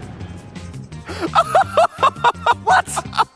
What just happened? What's happened is that Code Magic just slammed that game. After the first goal went in, they decided, right, same again, boys. And then the second shortly after. Wow, it just goes to show that maybe this will give Code Magic that little bit of a boost that they so desperately needed now to get a win back in their favor. Yeah, I agree. They needed that. They could really do with winning this set. They've got a lot of work to do still, though. SK showing that they are not to be trifled with when it comes to Brawl Ball. Though, again, that game was very fast. Scarcely, it looks like it's just eating a bitter lemon. The majority of SK definitely either looking very focused or maybe possibly feeling a little bit nauseous. But nonetheless, very, very keen to see how the next games follow. And yeah, I do see a lot of change-ups between both of these two teams. And I think that's why they make such great oppositions, because you never know what to expect from either one of them. Yeah, so it's going to be Casey on Jackie this time, switching it up a little bit. Skyrix on the B. Okay, all right. Similar comps played by both sides here, just differing it up a little bit. Either way, the ball now getting close to SK's goal, but Twisty Trick on his own not able to do much against a shill who could take down Twisty Trick very quickly with the pop of that gadget. And it looks like it's going to be SK's chance to push as long as they all stay alive here. Yeah, I like how Twisty was not going to overextend there, just being like, a little bit cautious to make sure his teammates come back in to spawn in. There's somebody going very, very aggressively, flying hook, gets the takedown of Skyrix, and now past the Casey, and connects Casey, gets the goal! Very well played indeed. There was nothing SK could do about that. And now, Code Magic showing that they have got what it takes to take down Brawl Ball, as Twisty Trick's going to grab the ball. And Super Bastard is on Bentley. That's going to go in, Ark! That's going to go in. That is game 2. What an amazing pass to KC. Honestly, Code Magic there just absolutely hitting the mark. Getting those moments to connect is honestly such a trying thing. There's the first one to KC from Sun, walking it in so nicely there. And Twisty bouncing it off the wall to Sun. Great from Code Magic. It's just amazing how, you know, they see the angles immediately. Like the moment something starts to line up, they can see an SK. Wow, IDE really not looking too happy at the moment. Twisty is getting hyped. Look at how much that meant to him. Getting those moments to count so important, as it can honestly be over before it's barely even started in Brawl Ball. So yeah, definitely some celebratory moments for Code Magic. Much needed, as they were getting a little bit down in the dumps after that loss in the previous set of gem grab. So starting to collect, I think, is a very smart move, and some team morale goes a very long way under these pressurized moments. Absolutely. I mean, this is as high pressure as it gets, Ark. The entire year has come down to this match. It's a single elimination bracket. So the team that loses this match is out of the tournament. Yes, they'll be taking home $100,000, so they won't be complaining too much. But here we go. Potentially the last game of Brawl Ball, and Code Magic already pushing forward as a whole team. IDE alone cannot stop that. Oh my word, that goal happened in the blink of an eye, and this turnaround, it's like backwards here. It used to be SK with the quick finishes and never pass to Casey, connects Casey, get away! Oh my goodness me! Code Magic have just, I think, made the fastest game of Brawl away from SK, who hold the title previously. Can we get a stat on that? Yeah, no, confirmed. Fastest game of Brawl Ball. That was insane. SK just got violated during that game, and now we are all tied up. Ark, it is 1-1, and I am still convinced this one's going all the way. I would tend to agree with you there. Honestly, it really is a battle back and forth, and composure definitely needed now, and now it's SK Gaming's turn to be in the chair. I'm going to say the chair because I'm looking at Sun just lounging there with that lounger chair. They've got to then do what Code Magic did at the beginning of Brawl. They've got to put that loss behind them, recollect, and just come back into the next game swinging. Well, Ark, the next game is going to be a little bit of siege on some assembly required, and I love me a little bit of siege. Siege is a game type where early control is so important, and then keeping that control throughout the game is vital. Do you think we'll see any surprises here? It's hard to say. I think Jackie would work out really well here. We've seen that being played on both sides already today. Again, the bans were Max and Gene, and those two brawlers have been fantastic actually in Siege, and possibly a lot of the reason why they were banned. So what I would say is that the bolts now spawn in a fixed position, so that's a really important thing. Both of these two teams will be very familiar with that pattern and looking to capitalize, but any brawler with any kind of additional speed or tankiness definitely has a definite advantage in terms of banking those bolts, and that is the thing that both of these two teams have to do in order to get that all-important push. So it's going to be Jackie, Barley, Carl versus Brock, B, Carl. Again, quite different lineups, but a shill getting that early elimination on KC. They're just going to show how strong those rockets are, even at close range. And KC, sorry, SK going to bank the first couple bolts there quite nicely. Yeah. I think their comp's an interesting one, actually. Running B wouldn't have been my go-to thought, but definitely think that Brock being played by a shill is a good shout. Casey going in for some kill, I think would be a smart thing to do if he can get it. No, Whitey wins the lane. Pressure then on Code Magic, and Sun, looking to run. He's actually running Sticky Syrup, I believe, as his gadget, so not running the Healing Tonic. An interesting decision. Often we see healing from Barley in Siege, but already look at this. Dominant from SK, shutting down Sun there, and now a really tight spot for Casey and Twisted to get out of this spawn trap. Yeah, that is going to be tough, and Sun Bentley likely going to need to use that gadget a few more times to slow down the Siege bot. I guess that's the thinking behind it. But that's 6 bolts banked. That's going to be 7. YDE fell, so not quite 8 just yet. If it still stays alive, yeah, that's looking good. Him and Skyrex banking 2 more. That's a level 9 Siege bot coming in, and Code Magic have got their work to do to defend this one. That was a great play from a shill, running that rocket fuel gadget to get the takedown that he so desperately needed now, and another push, and not really, to be honest, many bolts from Code Magic ready for the third push. Even if this is defended, they have got no mid control, and the damage starting to tick down. That's going to be a lot for them to come back, especially with Sun going down. Oh, no. SK Gaming all day long right now. I said that Siege was all about control, Ark, and SK have had perfect control of this game as long as there's no disasters for them, and I don't see that happening. SK are going to be winning this next Siege and therefore winning the game, as it seems pretty unlikely that Code Magic are going to be able to deal, 35% damage to the enemy Iconer's position. Yeah, I've got to say, now I can see why B was actually a really smart pick in combination with a shield playing Brock, because by breaking up areas of the map and opening up just those which they want to have open, providing a lot of fire, and SK did a really, really smart draft in terms of their broader choices here. Code Magic now have got to respond and start to up their game, because it's going back and forth more times than I can count right now. Wow, this is so close, Ark. Again, SK were able to just dominate that game. They took control from the beginning. They won every single Siege, and Code Magic were just backed into a corner the whole time. It's so difficult for them to get out of that corner once they're backed into it. So I guess in the next game, their job is to not get backed into the corner in the first place. Sun giving some instruction to his teammates, some frustration seeking in, and still the same very focused expression there from SK. Despite the wins or losses, it must be said that their expressions are more or less consistent throughout. So I would say that they actually are very, very focused, not showing any signs of emotion until the final moments confirming their outcome here. I mean, this is an emotional day for them. This is a really emotional day. These teams have been facing off all year, sometimes winning, sometimes losing, but this is the one that counts. And so far, it has been extremely close. This is the third set of this match. SK are one game ahead in this set, but honestly, still, anything can happen. Yeah, a few brawler changes here and there could actually make a big difference here. I've got to say, I don't think it will happen, but I do feel like Bull is actually a viable option now with his new gadget. Stomper's great, and having a tanky presence in the mid for banking the bolts, I think could go a long way here. Jackie was, again, the pick that I saw coming, and keen to see whether that is actually swapped out. It does seem like Casey going to go with some healing tonic with the barley option, so not sticky syrup mixer this time round, as we saw with Sun in the previous game. But no brawler changes for SK Gaming here.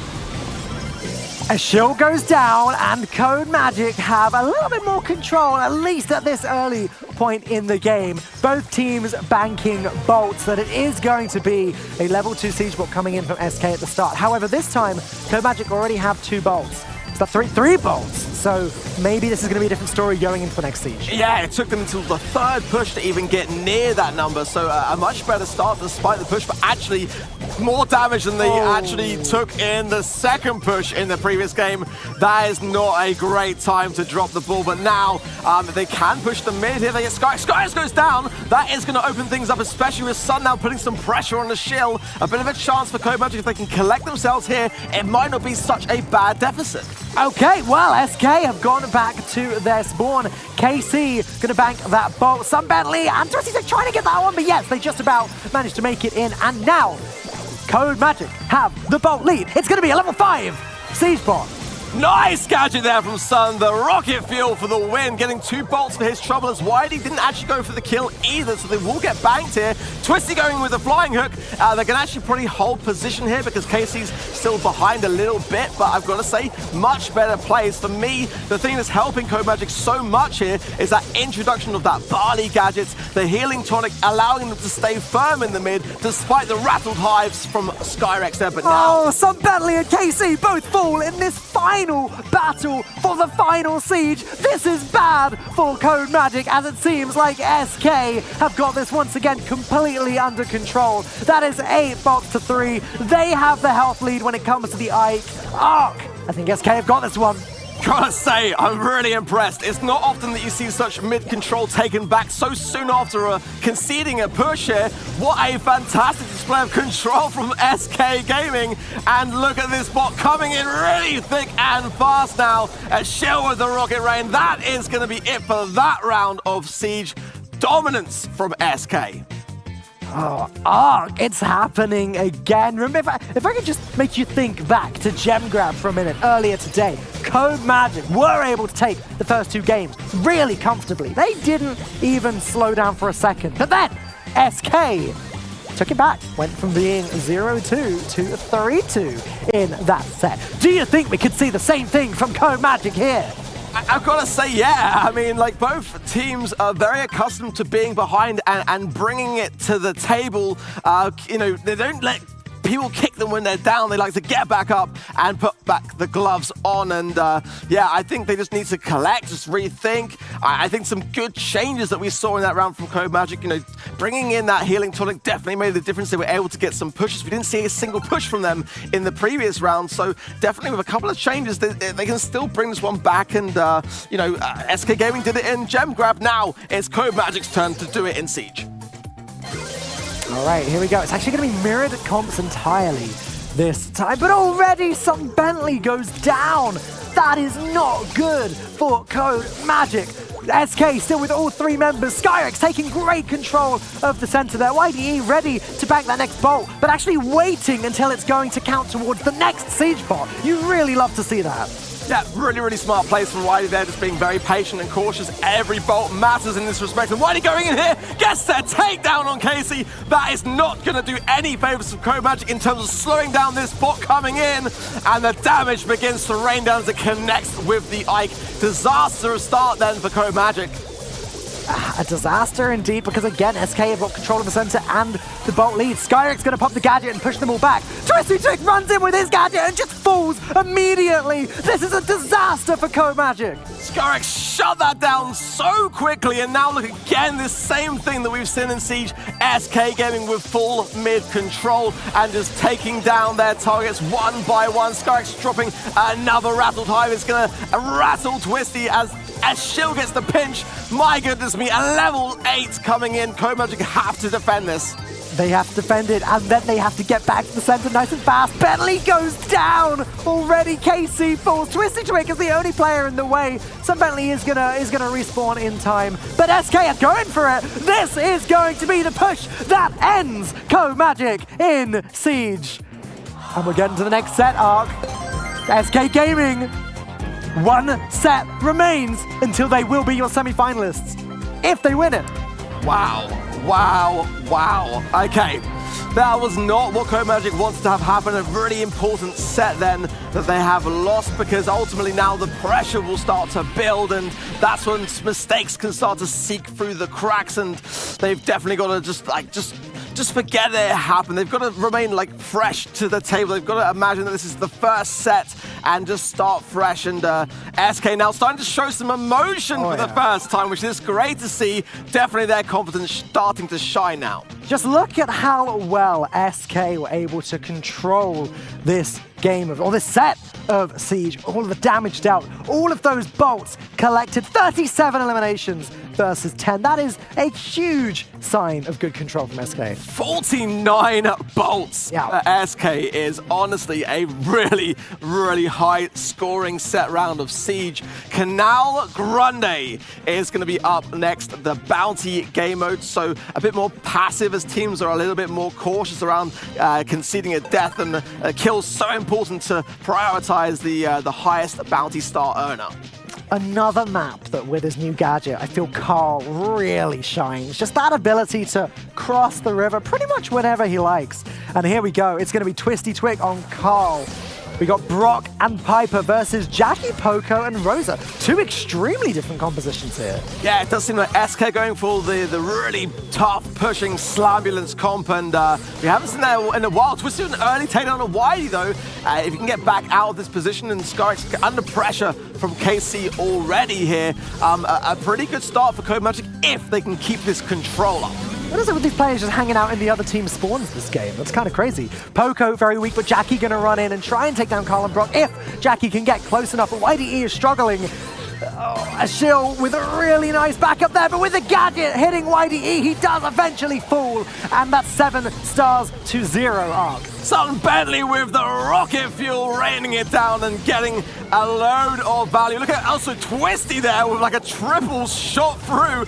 Didn't quite get out of the thick of it though, gets taken down, and that's going to even up the score just a little bit, and this is where SK could thrive here. If Skyrex gets into a good spot, between Skyrex and White, it could be devastating. No way! KC gonna jump out of the way, but is then gonna fall back into the line of fire. If YDE can finish 20, which he can, it's now a tie, 12-12. But no, Bentley takes down YDE. They are in the lead one more time, which means SK need one more great push. What an amazing pinch for SK, getting the stars back in their favor. But look how much Bush, the entirety of the right-hand side, Bush is down, forcing then Skyrex to the left-hand side to be able to benefit from that star power. But now a really dangerous position. Komagic have got to hold firm here, or this could be a repeat deja vu in itself happening all over again. YDE getting a really nice push on some Bentley, but he's going to struggle to stay alive down here. Meanwhile, on the left, Twisty Trick goes down. 1 star in it. SK need to do something right now. YDE is going for it. It is do or die. 2 seconds left, and it doesn't happen. 20 stars to 14 in the end, with some Bentley taking down a shill. All right, well, Code Magic still fighting, still kicking. Gotta say, for me, Bounty is actually a great game mode for them to recollect. It's a much slower paced game. It allows more communication and more ability to just sort of take a step back and just sort of review the situation that lies in wait. And yeah, I think now SK may switch away from the Slamulets comp, and they've got to be aware of that. I've got to say, Sprout here with the new introduction of the Transplant gadget could be a really good brawler. I mean, Sprout was banned like so much, 40% last throughout the course of this year, so the highest ban rate for any brawler. So I gotta say, that could be an option here. Yeah, I would love to see this new gadget in action, actually, because although we are past Siege, which is where I thought we'd see it the most, I guess in a map like Canal Grande, where there's all of these sort of thin sight lines, yeah, blocking one and then blocking another, that could really work out. We've seen this strategy a lot, turning Canal Grande on its head, making it a more vertical affair, and Sprout shutting down that mid lane can really achieve that. The question is, though, without that the healing capability, forcing the gadget over to Transplant for that cycling of supers could be challenging. We are going to see a throw. It's not going to be Sprout, however, it's gonna be Tick. KC gonna be running Tick, and have a great control brawler then in the hands of Code Magic, but got the tendency of being overran, so he will have to be very cautious in hitting those shots. And YDE is coming in, gonna have to back off a little bit to avoid those mines, but there you go. There's an opening. YDE doing a little bit of a dance there. Meanwhile, on the other side of the map, Twisty Twig getting pretty weak. Skyrex going for it. Twisty Twig just about staying alive. Yep, handle with care, coming in really, really nicely clutch there for a shield, just getting, from Skyrex getting a ton of value over the top, and not the highest scoring round so far. Definitely teams looking to get their supers. Twisty obviously wants to get his for sure. Having those porters down will do a great load of work for deterring the onslaught from SK here, as Whitey's getting very, very sneakily closer, pushing Code Magic towards the mid. This is a big pinch inbound potentially here, Falcone. Yeah, I'm loving how we're seeing SK play the Jackie in these games, but it didn't work out, as KC was able to get that elimination, although due to elimination the other way around, there is now a 1-star lead for SK, and that changes things significantly. YDE doesn't care though, still going to try and push and perform another pinch.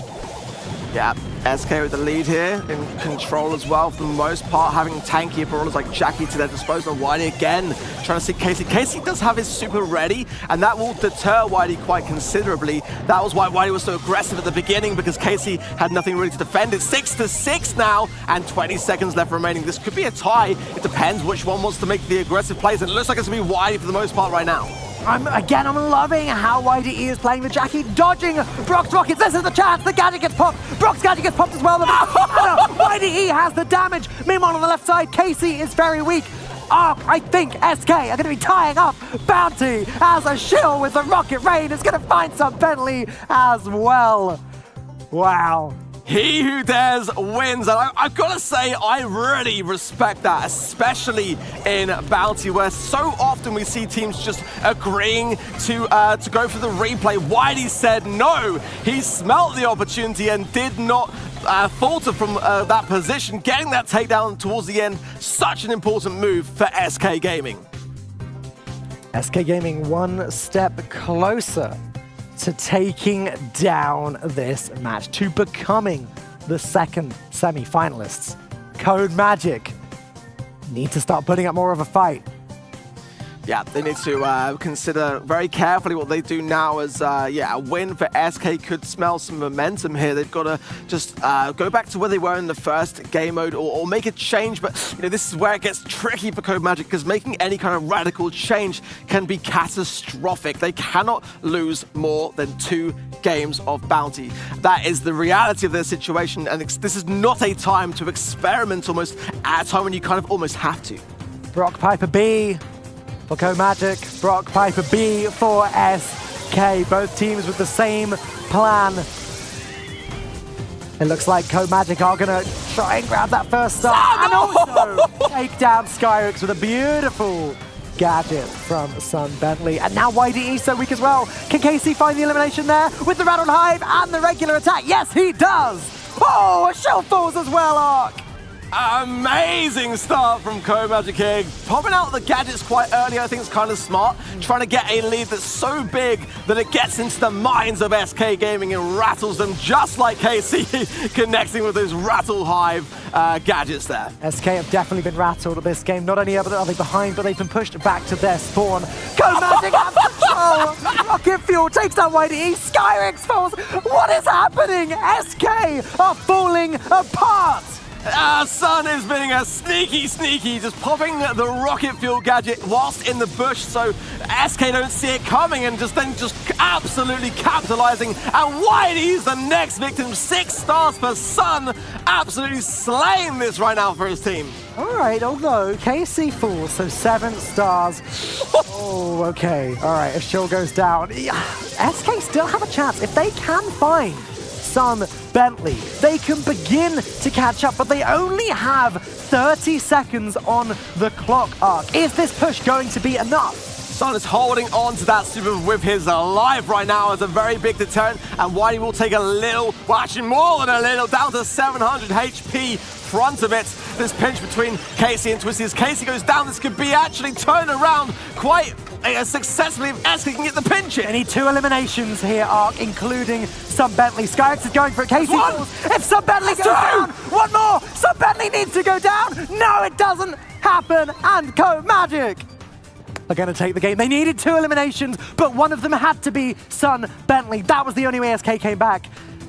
It didn't happen. I cannot believe that Sun survived that. His heart must have been in his mouth, and not the end of the game despite the win for Code Magic that they would have liked. That would have absolutely still kept the dream alive in the eyes of SK, but definitely a sigh of relief for Sun. Look at that, using that tree, just hugging onto it for dear life.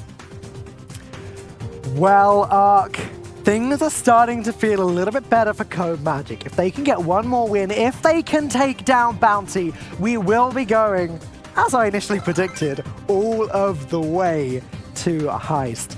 I want to see it for excitement, but Code Magic want to see it a lot more than I do. Oh, it would be fantastic to go all the way in just the second matchup of today.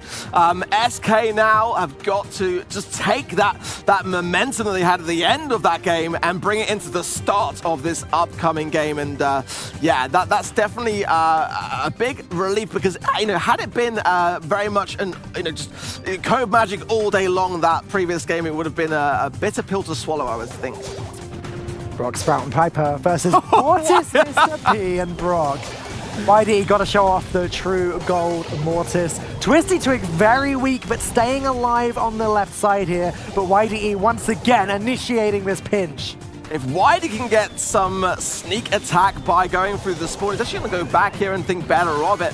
There's the Sprout pick that we were discussing earlier. KC going to take that, and if he's running photosynthesis actually, so that star power going to provide him some shields whilst in the bush. Connecting gadget shot from Twisty on YD is a good aggressive start for Code Magic. Very nice shots from KC there on the Sprout. He is going to find the elimination on a shell, and Code Magic do take the lead, which means SK needs to do something. YDE keeps wandering down to the bottom of the map. This time, he's going all the way around. He's going to find Sun Bentley potentially from behind. The pinch begins, but no, YDE falls!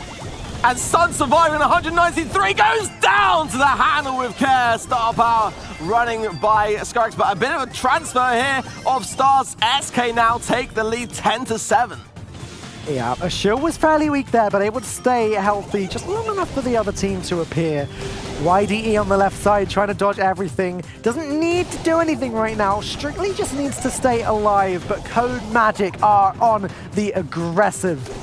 But look at the strategy here. Shield's broken the entire left-hand side. Casey can't get value from his star power. Photosynthesis does not work unless you are in a bush. Now you see Casey trying to take the right side lane as a result of that exact reason, putting pressure with some throwing shots. But, you know, I don't know whether it's going to be enough for him to take on both Widey and Scarix alone.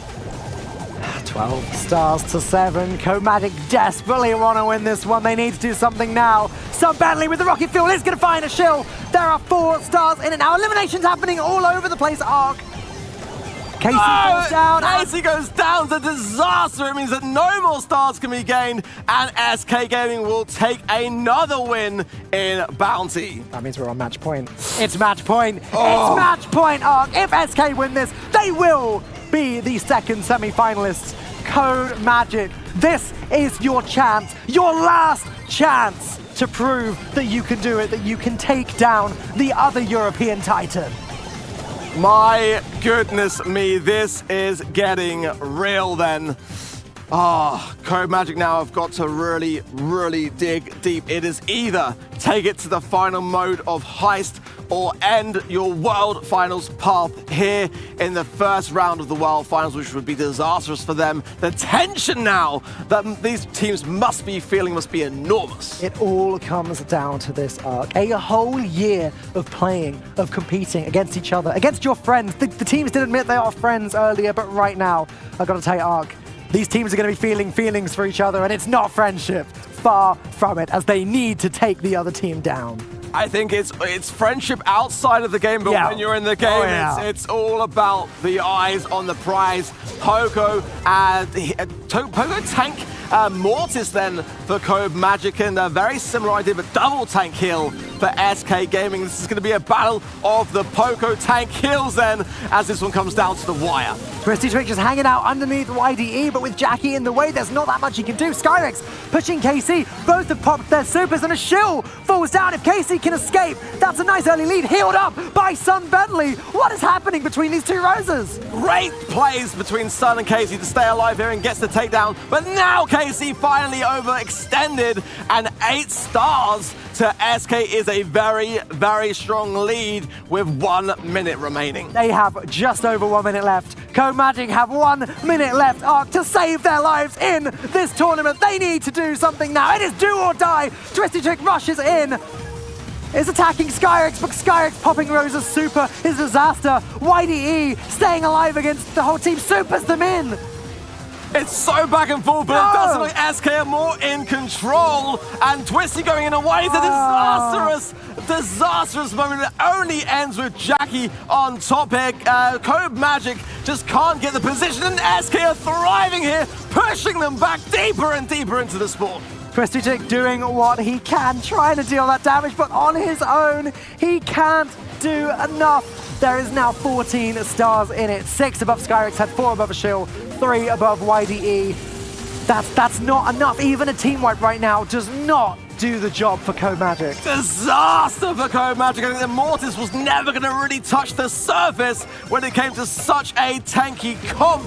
Code Magic are going to leave the competition at the World Finals, and SK Gaming are victorious.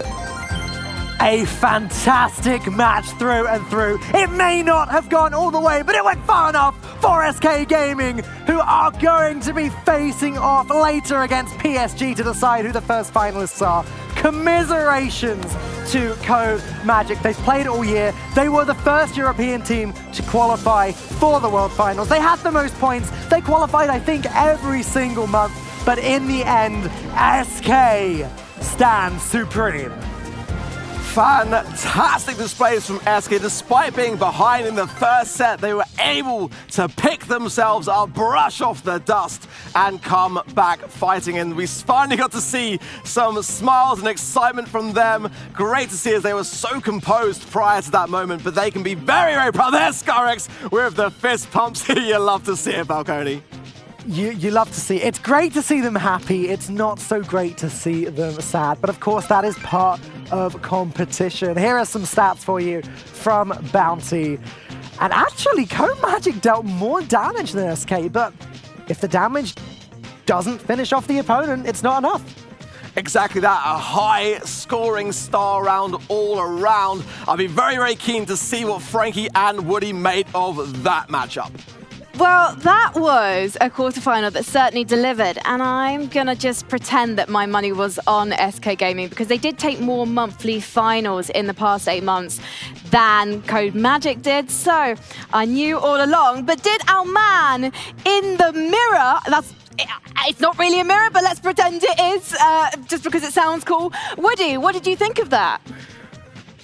No two teams share a fate more twisted than regional rivals Code Magic and SK Gaming. The mid-season roster swap of Twisty Twig to Code Magic seemed to be the decisive change of the season, but SK Gaming held strong with 3 of 4 wins over their rivals in the regular season, thanks to my MVP pick, YDE. Tell me YDE. Down 2 games in Gym Grab, SK launched a reverse sweep thanks to his precise play. Carl was a powerhouse for PSG and was just as juicy as a shining gym carrier, starting in Game 4 of this first set and going all the way through the end. After stumbling in set 2, SK Gaming regained the lead in Siege with YDE twirling towards freedom. Bodacious bots demolished the Ike for an impressive 3-0 sweep. Finally in Bounty, dodging massive shots from Pipers and Brox to pierce deep for a punishing pinch, YDE clinched the win. In the final game, he set a perfect bait to reel in a calamitous catch and send his team on to the semifinals. And they will be facing PSD, but we'll be talking more about that shortly because right now it is time for a message from one of our sponsors. And if you're a fan of playing undercover, you're going to want this one. A World Championship SmackDown can leave your maps out for the count. Gale Force wins, cavernous craters, stompings from an angry bear. If only there was a solution. Well, there is! Introducing Rosa's Grow Light. The amazing garden gadget that brings your bushes back from the dead. Produces dense, leafy foliage for you to hide, heal, and ambush your enemies. If you love hiding in bushes, you need Rosa's Grow Light. World Championship winners receive an extra 50% discount while stocks last. Make your map a knockout with Rosa's Grow Light. Well, talking of knockouts, let's take a look at the bracket, shall we? As you can see, we sadly said goodbye to 2 teams already, Code Magic and Nova China, but that sets us up for a semi-final between SK and PSG Esports. And right now, we are going to take things to Brazil and to Japan, 2 incredibly different regions for our next matchup. It's going to be Jupiter versus INTZ. Jupiter actually tallied more points in their region than any of the other teams in this top 8. So I have a feeling they're going to be feeling quite confident. But I also know that Brazilians never back down from a fight. So let's see if our players have got some fighting talk ahead of this quarterfinal.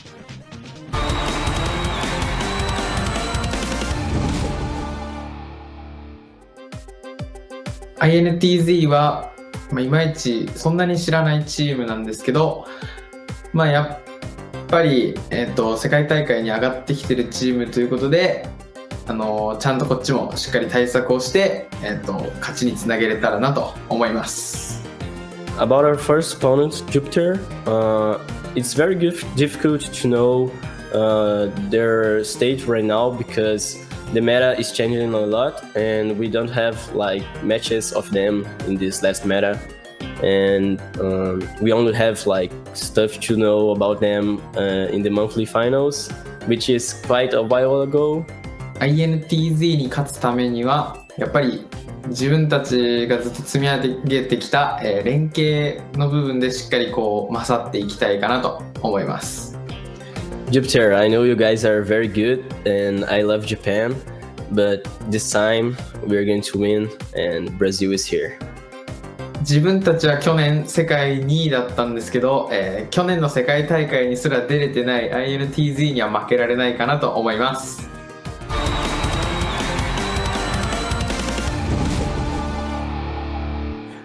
They're not going to lose to a team that didn't even qualify last year, Ark. Those sound like fighting words from Jupiter in our third semi-final of the day, and this is going to be an interesting one because so far we've had inter-region derbies where they've been playing in approximately the same location. These guys are at opposite ends of the world, so who knows what's going to happen in this next series. Oh, those words, they packed a sting. I mean, bans on the screen though, and we've got Carl for Jupiter, the first ban that we've ever seen for Amber. In fact, the first ban for both of these two brawlers. They've never been banned this entire year.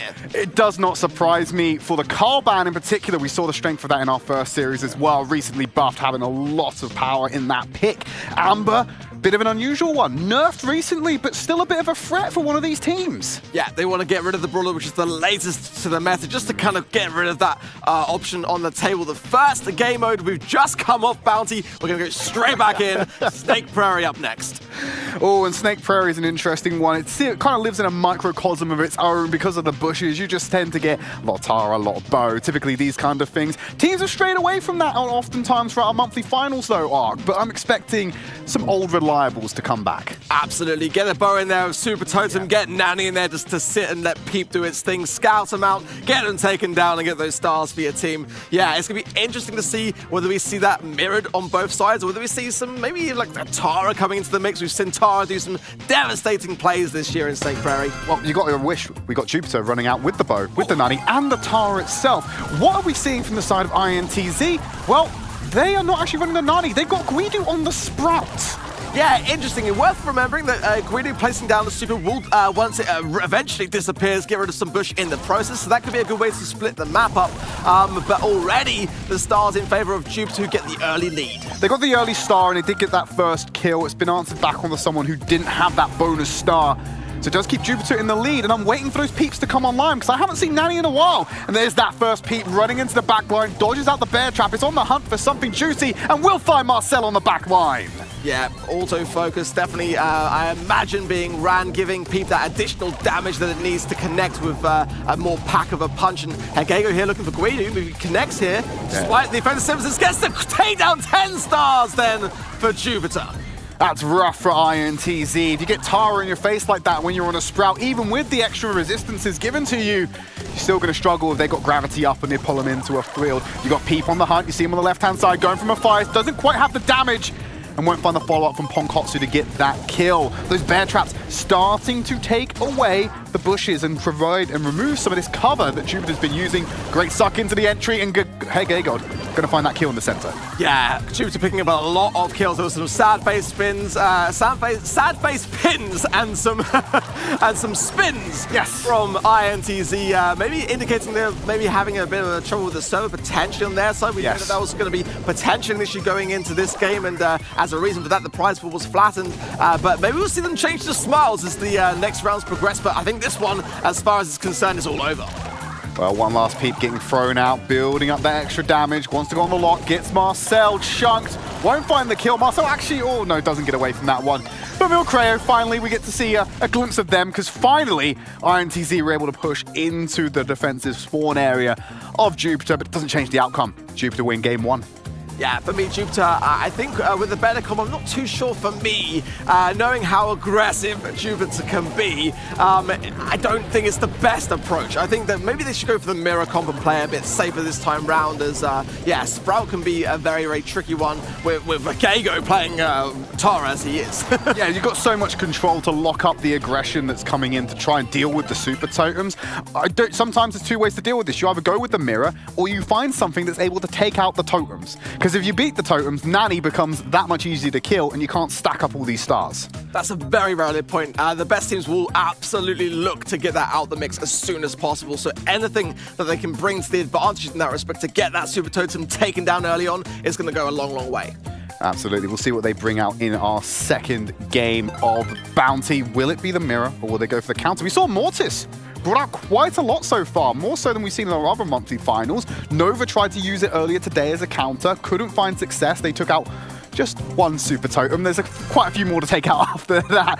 But we're going to see the same thing coming out from Jupiter. INTZ going to change it up. So they've taken Marcel onto the Piper. Now, they've got to get an angle on the super totem, otherwise they're not going to take it out. Yeah, but I think it's a good switch up. I think that Sprout wasn't really giving them too much value, and Marcel trying to hit some homemade recipes. Not going to connect, however, but sitting within that super totem to get some defensive capability would be a great move for them, especially if Milgrio can get his peep ready, or Hagego gets his super, as the gadget pop now means that the entirety of Jupiter can see everywhere that INTZ are. But Milcreo's gone incredibly aggressive early there, when he could have been sat on the super totem just going for the peep. I'm curious as to why he went up with the rest of the team, where in the previous round he didn't bother doing that. Yeah, maybe wanting to make a statement. Maybe you're looking to kind of like shut things down. We've heard some big fighting talk already from Jupiter today. Peep going to hit the wall, not going to connect, however. Oh, that's so unfortunate. Marcel was able to sneak into the back line, try and find that angle on the super totem, but look who was waiting for them. It was the Hagego, able there to knock him out with the gravity, able to soak up one that's thrown at themselves. Ponkotsu and Matthias are just sneaking around each other's bushes, and the Peep goes onto the hump for the back line. Hasn't found the kill, but Matthias will take out Ponkotsu. Jupiter still hold a 3-star lead. Yeah, I gotta say, I felt like there was a bit of a short change. I think Marcel got a really nice gadget connection there on one of the Jupiter players, and just didn't get rewarded with a kill. It would have been a great kill to get for INTZ, as the Peep goes and connects with Marcel. Disaster for INTZ now as the lead gets pushed more in favor of Jupiter. You don't have the HP, you didn't have the super online to evade the damage. You're a sitting duck when the Peep comes swimming. Look at that red antenna on the back of it. It is a fin poking out of the grass, and the Jaws theme starts playing as it gets closer and closer. There's a suck connection, but it's not going to matter. INTZ are not there to follow it up, and Marcel again another pin and some spins there just to seal it off. But Jupiter right now looking in a great spot. 2 wins then of bounty in their favor so far. Look, guys, I know you're in the chat spamming pin. Why don't we add an S to the beginning of that and turn that into a spin for a little bit? Don't worry, it's not going to change much. That's what's happening. There's a lot of spins. And there's a lot of wins coming the way of Jupiter. They're going to go 2 games up in this set. 1 more, and they will get a first score on the board. Yeah, absolutely. And in answer to that exclamation mark pin, you can go right now into the Brawl Stars game, go to the newsfeed, select either YouTube or Twitch, and that is how you will earn your exclusive thumbs up World Finals trophy to flex upon all your friends. That's what this is all about, actually, because we are going to have the likes of a Finals MVP. We've got to have crown some World Champions tomorrow as well. There's a lot of flexing to be had by the players. Why not let the fans have something to flex about as well? Absolutely. I am a big fan of anything, as you know, Tridd. Yes. Merch related, exclusively related, anything like that. I just love it. Oh yeah, well, when we got a nice little goodie bag from Supercell for being here, and we got a set of pins, immediately Ark looked at the winner's pin and was like, mine. Yeah. I'm wearing that, no one else can. That's mine. Laying it down from the beginning. Nope, that's fine. First to call it, Tridd, you snooze, you lose. Oh yeah, well, to be fair, I had a feeling I could have called it first. You still would have shut me down and just forced your way into having it. Game number 3 for Jupiter, and they finally answered with the mirror. Guido is on to the nanny, playing a lot further up than what we usually see Milcreo do on their attempts. Hagego trying to go in here to get some damage. There's the super totem going down. Guido got some value there, and the Peep coming in. Could connect, but now look at that. Hagego pops his gadget, and they're going to see where Peep is the entire time. Still going to go on to Ponkotsu, didn't have the distance traveled. Hang on, look at this, round the back, Matthias misses it out, goes for the loop, goes for the super totem. Smart decision, shut that down, start burning through them, and make Guido play more forward. 9 stars then to Jupiter. INTZ got the kill there, but I gotta say they had a much better, more aggressive looking start, but still did not connect, and Peep just, I imagine, saw Marcel, but goes for the shot. Not gonna get the kill, however, and that should allow INTZ to heal up in the meantime then. Waiting still, that Peep is going to be back online shortly. Marcel on the threat will go down, 11 stars to 3. Peep on the hunt is going for the super totem, needs to find it. Scouting it out, but it will just end up blowing up terrain, turning circles, not quite as tight as they need them. Peep coming in again, but again Hagego pops the gadget. He'll take the forefront knowing Yeah, I mean, why not? I mean, Peep probably didn't have enough damage to get him taken down. There was no one really in the close proximity. Made sense. It's like procrastination. It doesn't fix the issue, it compounds it for a later date. Deal with it sooner, get it out of the way. Milcreo taking out Guido. I'm pretty sure he got the super totem in that as well. There's only one left on the... No, there's none left on INTZ. That was all of them gone. Sock there from Hagego. Gets the takedown of Marcel, and Peep didn't quite connect with Jupiter either. 16 stars, and Hagego again of 18 stars to 3. Jupiter on fire right now. Milcreo can't move. There are traps right next to him on the Super Totem. If he moves, he's going to lose it. Guido doesn't have a Super Totem anymore, has to play further up, but there's 2 seconds remaining. There's a 17, make that a 19-star difference. Jupiter, once again, making this look easy. Take the first set in a 3-0 fashion. Yeah, very, very strong start from them. Gotta say though, statistically, these two teams are very, very closely matched. Both teams qualified 7 times and won 2 monthly finals out of those 7. So, I mean, there's not much really in it in that respect, and both very accomplished. So I imagine we'll see some fights starting to return for INTZ to come. You'd hope so, because with similar track records within their respective regions, this matchup could be a good litmus test on the relative strength of the regions. That could be a takeaway from this World Finals. How do the regions chalk up against each other? Yeah, exactly. And I mean, INTZ had twice as many points as their biggest rivals in their region, the Red Canids. Yeah, so very, very strong in that respect. But then again, Jupiter had the most points of any team from any region. So okay, okay, so apples and oranges a bit here, Ark. There's one thing to dominate your region, there's another one to dominate the points overall. Let's take a look at some stats from that previous matchup. Over 100k damage in Jupiter's favor. Triple the stars, 20 kills on their opponents. I mean, if you didn't expect dominance from the gameplay, the numbers say it all. Yeah, that's a lot of stars. Going in then to heist our next game mode. GG Mortuary up next then as well. So definitely very, very different brawler combinations to come. What are you expecting to see? Ooh, on GG Mortuary, ooh, it's a tough one. Usually, I think that we end up seeing on these gem grab maps a lot of Pam coming into play, a lot of control over the center. Maybe we could see a lot of Bo coming in, potentially some Brock, just want to get some range in there.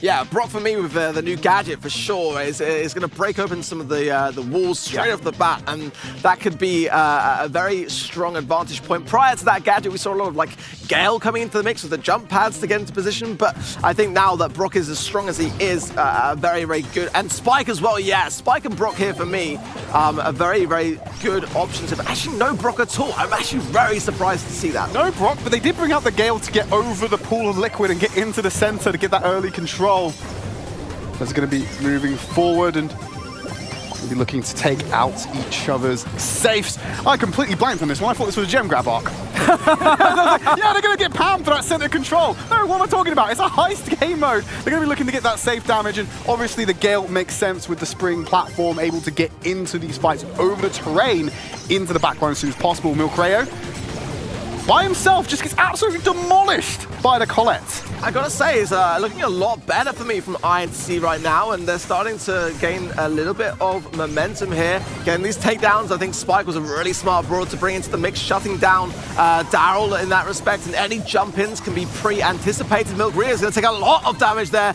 and no such luck yet again from these pushes from Jupiter. Ponkotsu has super, he'll be looking to get straight on the safe very soon. Oh yeah, want to charge all the way through there, gonna break through walls, doesn't need to take the spring platform. Has a little bit of HP to get a tiny tick of damage on that safe, but Guido just shredding him on the entry. That is exactly why I thought Spike was a solid pick, because ultimately to be able to shut things down that quickly, and if Guido can get away from the defensive position, get on the offense, pop a gadget on the Jupiter safe, then that is going to cause a ton of damage. In the meantime, Matthias will pick up a lot of shots just from that range alone. See how that pans out, but they have to deal with Matthias. Like you said, he's in range, he's in the danger zone of that safe, and it's chipping away constantly, dropping it below 40% now, and Jupiter haven't really had a strong answer. Colette will miss the damage onto Ponkotsu, but Matthias doesn't even seem interested in dealing with these brawlers, he just wants the safe. Yeah, Marcel as well, just doing absolute work on that left-hand side, picking Colette, and yeah, Jupiter for me, just leaving Matthias to be able to do his thing is definitely the wrong way to play this matchup. The problem with this map in particular, Ark, if you are that tankier brawler, is you've got certain channels you can walk through. You're sitting ducks for the Colette, both in the super and the damage. You're going to get melted when you go through these channels. There's the last call over the top. The bell has been rung, and that's game number 1 going the way of INTZ. Great to see INTZ putting up a bit of a fight, and again, dropping some pins, so maybe that wasn't to express any server issues, but they definitely have been known to do it in the past, and actually that's one of my favorite pins, the blue face with the cross. Definitely is a great way to express yourself on the battlefield. I love that we just saw there a good example of the spring trap being deployed, and immediately there's the last call being dropped on top of it, and then the second you land, you just take all this damage, and there's just nothing you can do about it. You've got to walk away with your tail between your legs, and just having your HP melted away. So Jupiter seemed relatively unscathed, still smiling as a result of that loss, which is unusual to see. So they're obviously in good spirits regardless and looking relatively confident nonetheless. So we'll have to see. I've got to say, I do like what I'm seeing from INTZ. I would quite like them to come back in this set of heist and give Jupiter, who, as we've got to remind ourselves, were in the final last year against Nova Esports and lost. So they have been here before. They have gone to that very end stage. INTZ could be the underdogs here to shut them down. That would be surprising, because a lot of people are expecting Jupiter to have shades of their former glory at the previous World Finals. To go out in the first round definitely would be considered an upset here. Ark and a big W for the LATAM South region. 100% tick coming out then for INTZ. Matthias going to be putting down that. And we're asking to see Brock now from Hergega. There we go, that makes sense. Marcel as well, just getting a ton of value on that right-hand side, dropping the Incendiary star power as well, just to get that trickle damage to follow. And Milk Rio changing over to Surge. Big changes all round. Absolutely, and Surge, once he gets online, is going to absolutely devastate these safes, and anyone who gets in their way needs to go online first, and that involves staying alive, dealing damage, and popping the super to upgrade. Great advantage here for Jupiter, but down goes Hergega, but opening up the mid nonetheless, and Milgria goes down to the ticket. INTZ is starting to work this, a team wipe, as now Matthias moves up to get that connection with Tick in the mid on the safe. Jupiter aren't seeming so godly right now, Ark. That is a lead being pulled ahead by INTZ. Are hitting about that 20% mark very shortly. Milcreo needs to get online. A lot of the team will be able to rally behind that surge. And Matthias just destroys Hergega. Head first going round. Ponkotsu needs to move away from the safe, otherwise there'll be collateral damage against it. Doesn't matter, they still get what they want from that one. Ponkotsu will find a kill onto Marcel. And once again, Milcreo being shut down before he can even upgrade once. Hergega getting into a good spot though. If he can stay alive here and just even maybe with... Oh, Marcel says no! Oh, no. Rocket Fuel shuts that idea down instantly. And there is the super from Spike over the top. This damage over time is just being layered constantly onto the save. And Jupiter, for the second time in a row, have no answer as INTZ move to set point. I really like the change-ups of the brawler comps. I mean, the last is what I love to see in competitive is when a team win with a comp, and despite that win, they continue to switch up with another winning comp. It's very easy to get caught up into this kind of like a regimented regime of just kind of continuing what works, and what they did there was very smart. Brock, I think, is fantastic here. Tick, very, very annoying to deal with, and just at the moment, shutting down Jupiter at every turn. Yeah, you do not want to be getting complacent on the quite literal world stage. You need to be able to constantly adapt in, and Jupiter, they're not looking too happy right now. I think they have expectations of their own that they themselves are not living up to. They're going to have one more game potentially of GG Mortuary. If there's no changes substantially from the Jupiter side, INTZ will tie out the series, and it may be looking more like our European derby rather than our previous Asian one. This would be a huge upset if Jupiter can't start to get some momentum back into their favor here. I think if INTZ carry on like this, and again swapping back to Spike and shutting down Daryl instantly, I've got to say already, Guido is going to be loving this matchup right now. Spike versus two tanks is what you love to see if you're Spike, of course. Jupiter have just defaulted back to the composition they ran in the first game, and they didn't find success with that. Maybe they were hoping that INTZ would bring something different to the table. But like you said, with the Spike, the Brock, the Tick, there's so much damage they have to fight through, plus the terrain to get anywhere near the safe. It's not looking good for them, and they've already lost over 25% of that safe HP with no answer back yet. Yeah, Matthias is doing work. Look at him just cornered here, staying alive, but it's taking so long. They've not killed him to take him down. Finally, finally they get the kill on there, but that's time wasted. And now you see the run into the backline from Ponkotsu. Gets a bit of damage onto the safe. Hagego's going to follow up. Here comes Milcreo, but it's one by one by one. Not the push you really want, but they made a heavy dent into that safe. Yeah, that's the best I've seen from Jupiter so far. This very aggressive push. And it means nothing. Together. But but instantly INTZ on the return. They had the lead for a moment, but shut down equally as quickly. For a hot minute, they were in the lead, and they've lost it just as fast as they got it. But we've now seen the push potential of the composition. If they can do that again, maybe a third time, we can see them walking out with the game win. The problem here is Ponkotsu needs super, and he can't get within the range because Marcel just rocket fueled him to a smithereen, and Guido again has the range at his disposal. Rocket Rain going down. 18% is all that's left of the Jupiter safe. And we're now in the danger zone where INTZ can just throw it all at the safe. Not matter about the consequences that come next, because that 13% can be eroded so fast by this composition, they can kamikaze into it to win. Guido under pressure goes down though, and he was a great person to defend this push. Milgria stays alive from the left hand side. Ponkotsu going in for damage, and Hagego's trickling it down, but that's an important takedown. A team wipe for INTZ on defense. And they're set up with the Rocket Rain. The Spike Super comes in over the top. INTZ will tie up the series. Wow, this is just a very similar story to what we saw with SK and Code Magic. Back and forth, but at the moment we have yet to get a bit of a battle in the set. It's been very one-sided both of the way through. The sets haven't been close. Yeah. But the match has so far, because it's just been swing one way, swing the other.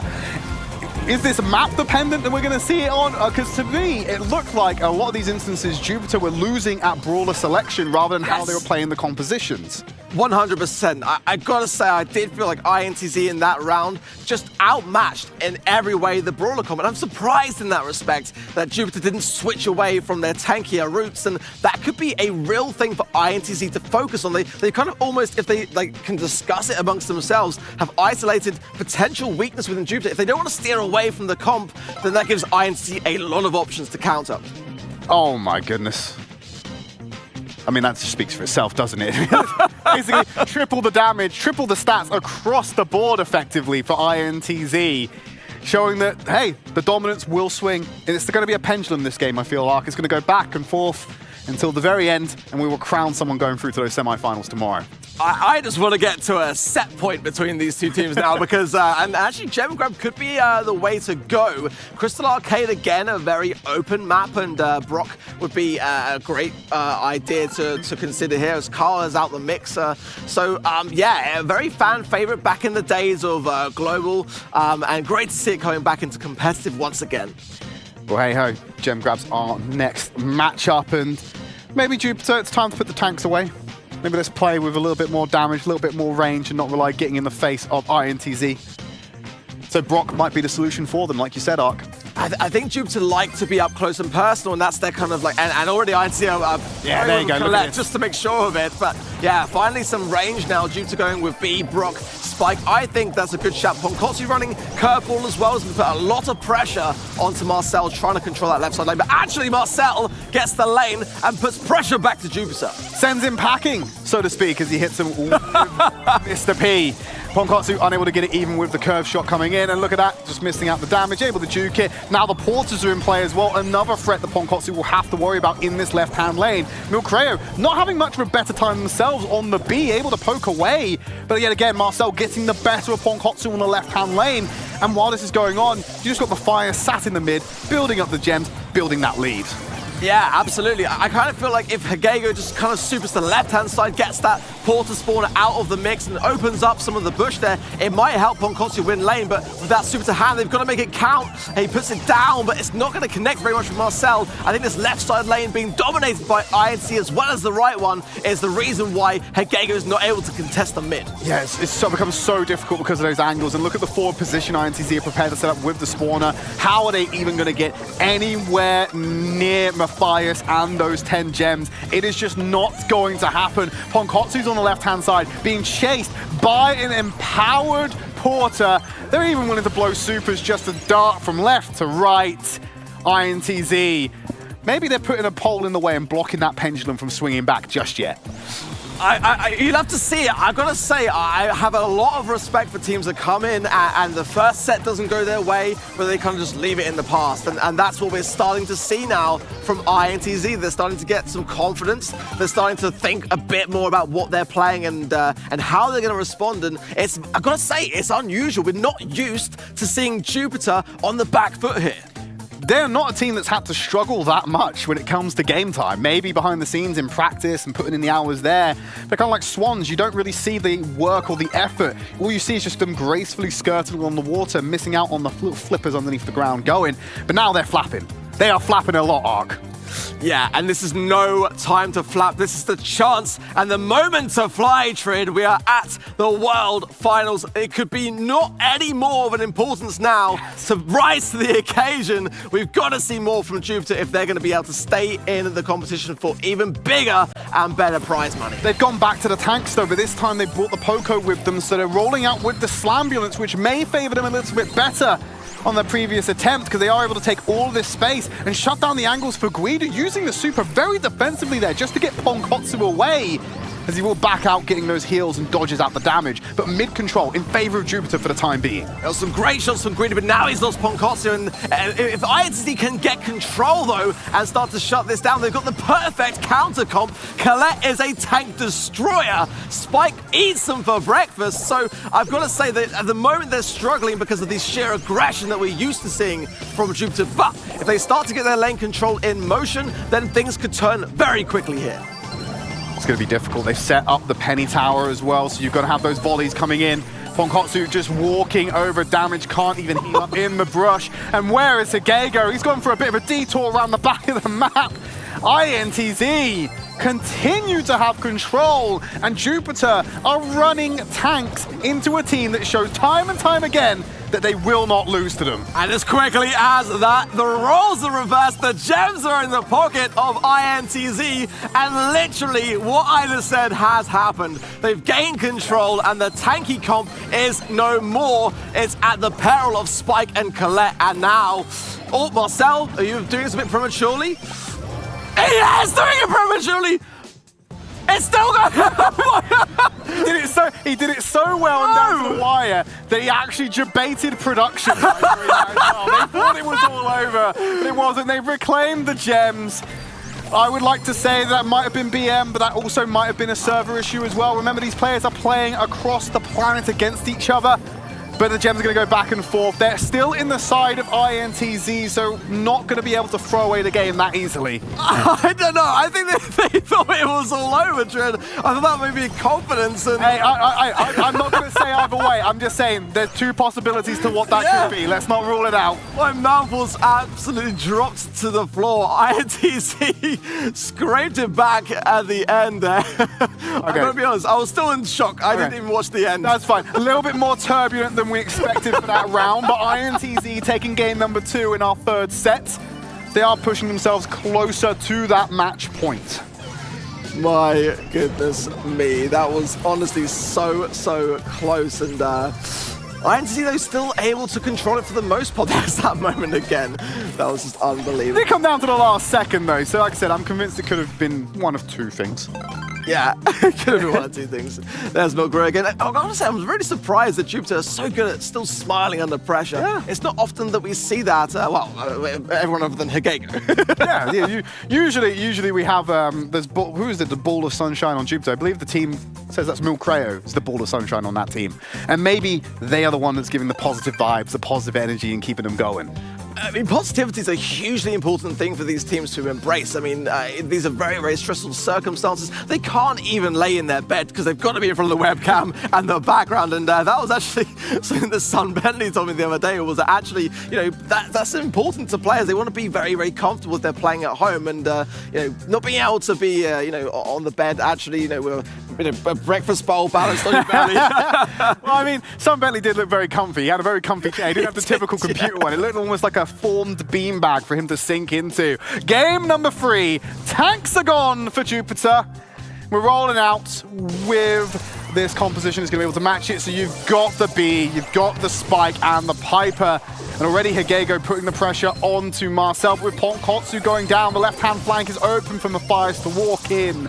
And once again, these side lanes are letting down the mid. Marcel with a thumbs down could be implying that in that previous round it might have been a disconnect of some sort. We're seeing the gems dropped and the Jupiter start to gain back some mid control here. Going back to the range for Jupiter then, the tanky comp is much in the past, it seems. Yeah, tanks are definitely not the play here of your Jupiter. I think we're going to see them move away from them altogether. We'll trade up blows in the mid. Matthias in a great position to sweep them up, but doesn't want to risk getting into the range of Ponkotsu. They could get shut down and doesn't able to get them out. There you go, Marcel's going to walk forward now. He's got the volleys in play to keep Hagego and Milcreo boxed into this corner. Damage will land onto Ponkotsu, and Hagego is playing really far back. Tanks the first shot with the curved bullet, will find it, but the second one takes him out. Ponkotsu's controlled as well. The volleys from the Penny are doing so much work right now. My goodness me, the Penny is doing so much work, and Hagego's out of range. Does connect with Marcel though, and we'll be looking to follow that up. I think Marcel's safe. Yeah, he's gone all the way back. No shenanigans like last game, because this is set point. The thumbs down come out. INTZ will take our third set and go to match point. What a turnaround. At the beginning in Bounty, I was certain that Jupiter was just on a winner. Oh, absolutely. It's now roles reversed. INTZ with an amazing comeback here in both Gem Grab and Heist. And that is dangerous. They potentially in a position now to knock out the team which had the most experience in the World Finals of any of the competitors. Absolutely, an upset in favor of the LATAM South region. It's something to be proud of if you're regional players like that. Milcreo still smiling, not happy, you can see with the head shakes, but still smiling. Yeah, thumbs down from Marcel as well, as we saw in game. INTZ, despite being in the lead, giving us the thumbs down. That's kind of interesting. Interesting scenes, but let's have a look at the stats card. The scores on the board, they say it all. More for INTZ is over double the damage, over double the kills. Not quite on the gems, a little bit closer on that aspect. It was quite swiggy back and forth with Marcel shenanigans. But it does mean that INTZ do move over to match points. A fantastic position to be in. Siege is a good mode for it to be as well. More control at their disposal potentially. Nuts and bolts is the map, and yeah, it's got some good amount of coverage, but at the same time could be opened up quite easily, you know, with a Brock or something to just to have some territorial control. Would open up things massively. Gene here as well, we haven't really seen much of, despite him being one of the brawlers which has the biggest pick rate, 33% pick rate this year, and the largest mirror matchup more or less, 146 as well of all the games played, so we might see him come into the mix here. Yeah, Gene has been incredibly dominant all year. It has been one of the most picked brawlers. It's performed one of the best as well, consistently applying out the wins. Honestly, by virtue of just being picked a lot, it will have a high win rate. But we're going to jump into our fourth set. And no Gene just yet, but Max finally making an appearance as well in this series. Yeah, Max coming in is a great attribute for sure for Jupiter, and already getting good pressure. Oh no, Marcel's running Gene, actually he's got the super already. So looking to maybe pull, goes for Ponkotsu, and actually they stopped the bolt being banked. Bonus. So a really important change up. He was thinking about maybe Hagego, and then got more value with that pull by changing targets. Yeah, huge bonus. Doesn't change much though, as Jupiter will get that first siege bot. It's only a level 2.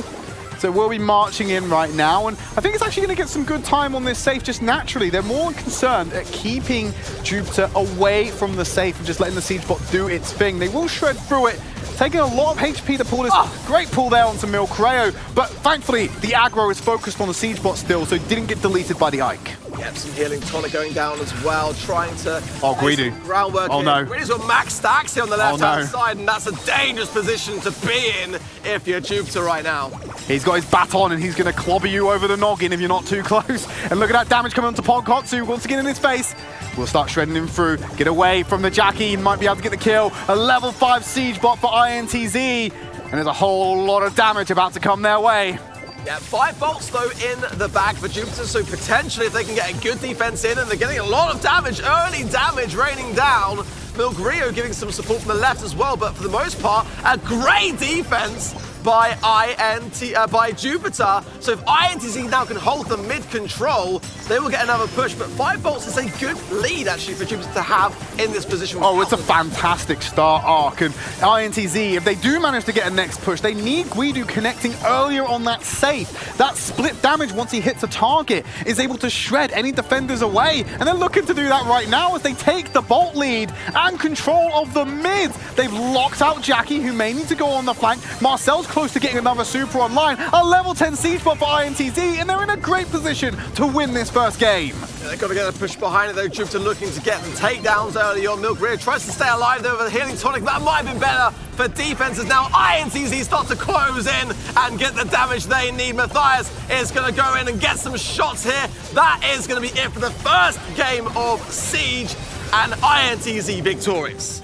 They got the connection, they got the level 10 siege bot. There weren't a lot of options there for Jupiter once it came down to the last siege, and they already started hemorrhaging members before that siege bot even got in range. Yes, you can come back with the immortality field, but you give up so much range and so much control of the map when you have to die that early. And Guido was able to get those early connections that we needed from the previous push, splits off the damage, focuses everyone else, and takes them out. Did you see? I missed that in the game. The siege bot just shot up into the air as a result of that Jackie super coming back down to earth. I think it's actually the first time I've seen that interaction. Hilarious stuff. But I got to say, I did feel like Jupiter had a good opportunity there to bring things back. They just lost a bit of the mid control, but definitely starting to have a bit of a shining beacon of hope there still remaining in Siege. Yeah, not as one-sided as the previous 2 sets have been, so it's good to see Jupiter still in fighting spirits. So we'll jump into our next attempt at Siege, seeing what's being brought to the table. So it's a similar comp coming in from Jupiter, and more damage going the way of INTZ. Spike and Tick making a return. Spike is a great solid shout on defense. That gadget can do so much work when it comes to getting a quick and swift takedown, and Marcel and Hegegu just juking this one out. Marcel's going to pick up the bolt, but can he bank it? Looks to be uncontested. Yep, he will do so. Okay, level 2 siege bot for Jupiter. Same story as we saw in our first game. See what they can convert into it. Marcel on track to hit that max upgraded level right in the face of Max, as Hegegu will get taken out. Now hitting the max level, will heal up in the brush as they look to deal with the level 2 siege bot. Won't get the same connection it had before. Will get a couple of ticks of damage before being taken out. Popping pin cushion from Guido to get that early takedown, and only then 16% damage by Jupiter. But look, the control for Hegegu going in as well with a nice super to pick up the 2 bolt. But now Ticket coming in. Let's get the takedown. The gadget use just to teleport out of the damage sight lines of the max. Evades it, keep those stacks, keeps the bolt as well. Ponkotsu's on the hunt, but it's already too late. Bolts are being bagged. 3 seconds remaining. The lead is certainly going the way of INTZ. They will take a level 6 siege bot. Nicely done, level 6 coming in thick and fast then for INTZ. A nice takedown from Hegegu actually will deflate this push ever so slightly. But already it seems that Milk Rio is not too worried about Ponkotsu is getting some shots. Marcel coming in with a max stacks as well is not a good thing for them. Substantial lead when it comes to the HP pools of these Ikes. INTZ will keep control for now. Marcel is such a present threat on the map. They need to be playing around the terrain to avoid that damage, but it plays right into the hands of these 2 throwers. They're able to lock down these spaces. Gegega's on the brink of going down. Ponkotsu tries his luck, teleport in, super on top, and the head first chases him down. Gets that kill on the left-hand lane as the head first will remove Milk Rayo, and the bolt lead is confirmed. The final siege for INTZ. They will push themselves to the ultimate match points.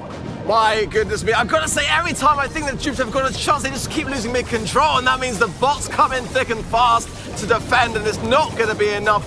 Dominant performance so far from INTZ. They could very well go all the way in this next game. 1 game separates them from their semi-final matchup tomorrow.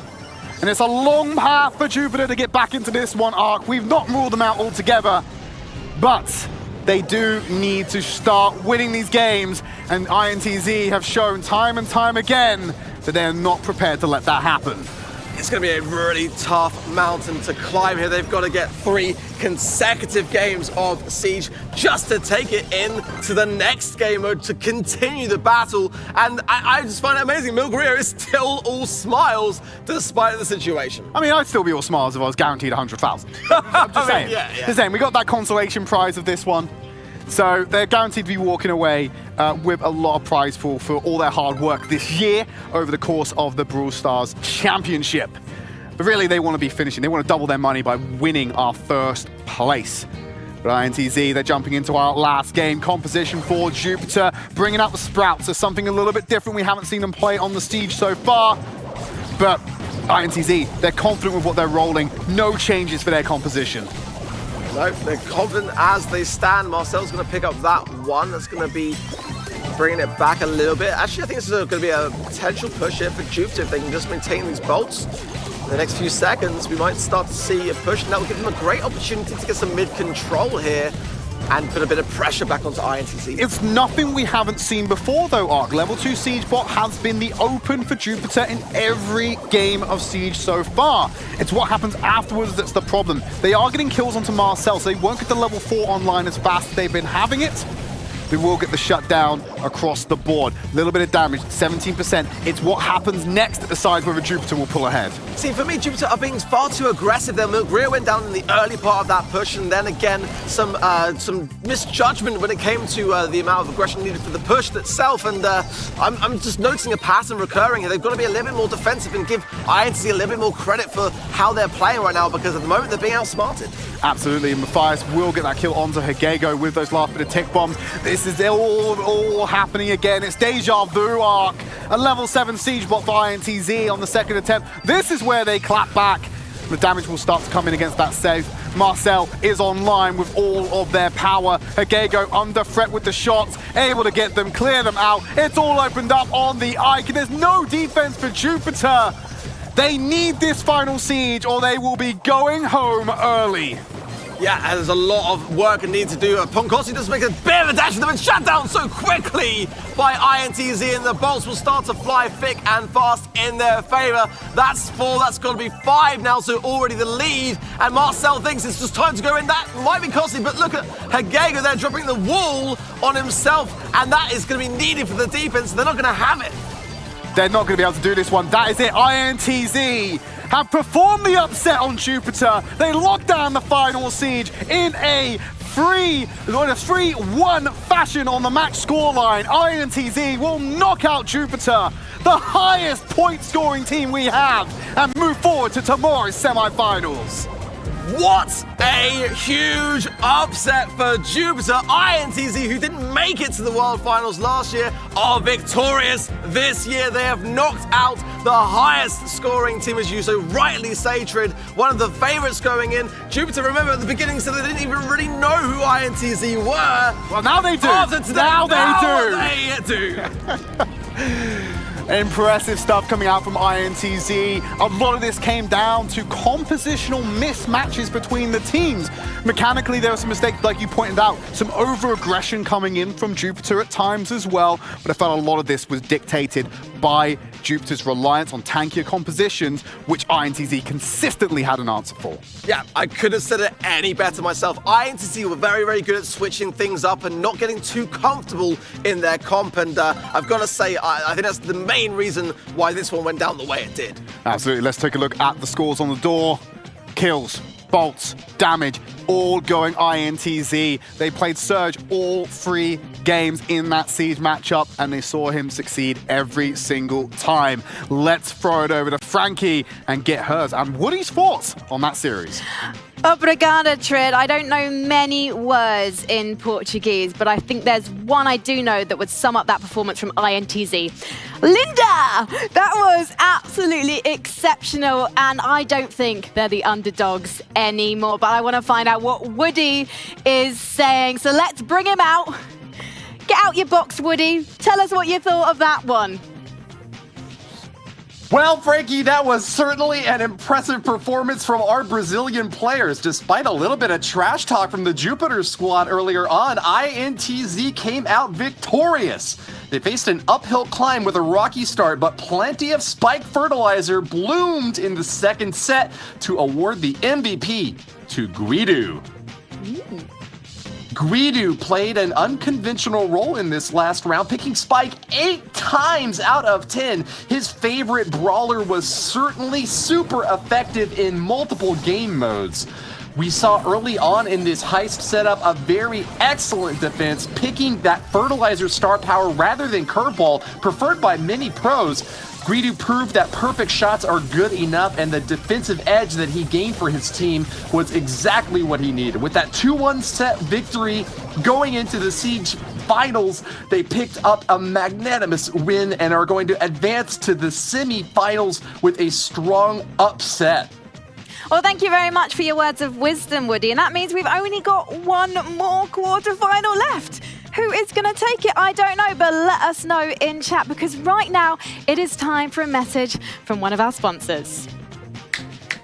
If your pistol's faulty or your shotgun's jammed, Jess and Pam are always here to lend a hand. If you want to be star, fix your winning rate, Junker Garage will make your brawling great. For weapon repairs, upgrades, or even a hug from Mama Pam. Mama Pam, I don't actually have a job after the grand finals tomorrow because that's the end of the season. So if you've got room for me at your garage, give me a bell, all right? Let's take a look at the bracket and see where we're at. So we've had 3 quarterfinals now, and we need to find out who is going to be facing INTZ. And when it comes to AC Milan Clash, you don't want to underestimate these guys. The 3 boys from Spain, they're playing in the same space. They know each other so well. They are day 1 competitors, and they have a phenomenal synergy. But Tribe Red, our NA and North Latam representatives, they love to anti-strat. And there's plenty of evidence out there of how Clash like to play. But don't take my word for it, because we've got to hear from the boys themselves.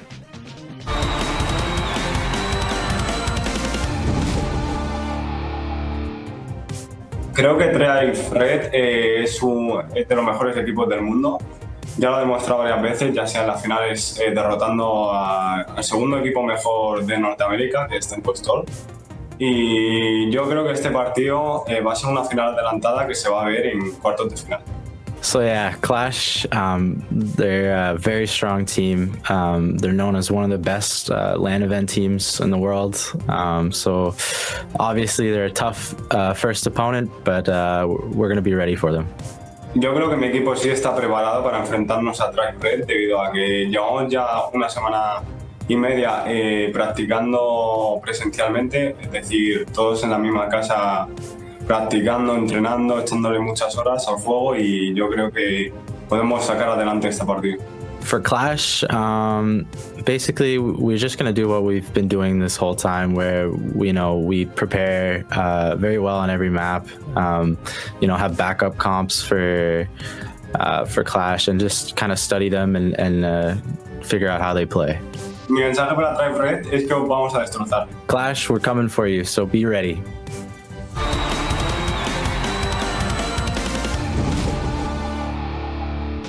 NA versus EU. The ultimate matchup starts now, Tridd. AC Milan Clash versus Tribe Red. I think we've got a good game on our hands. A lot of strong words being thrown around there in that interview. Falcone, members of Team Clash, saying they're going to destroy Tribe Red in this Atlantic showdown.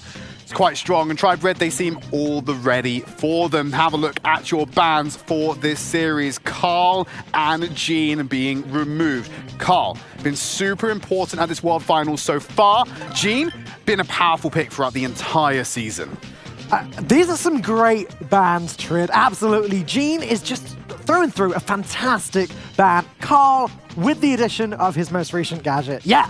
Get rid of Carl. I don't want him. I don't want him up in my face, and then away from me, and then up in my face again without a moment's notice. We're going to kick things off with Heist on Safe Zone.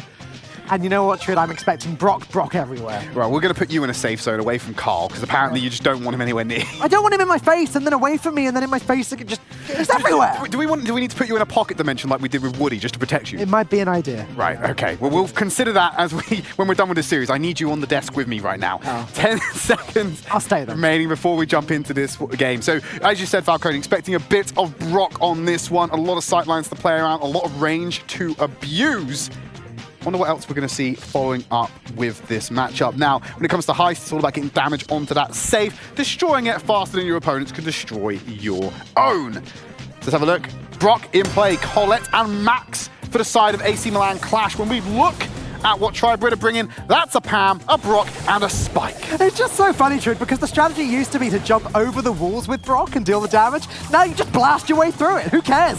Muniz already going down thanks to Corey's super gadget into Tyrant Star with the elimination, and Tribe Red seem to have a nice early advantage here. Nice advantage, only converting it into 7% safe damage for now.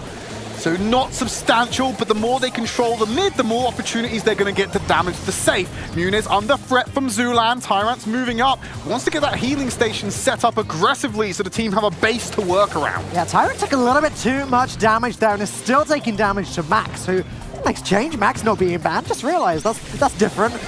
Corey, though, going to get rid of Guille's cover entirely. Guille taking advantage of the new Max gadget there, returning to full health. Very cool.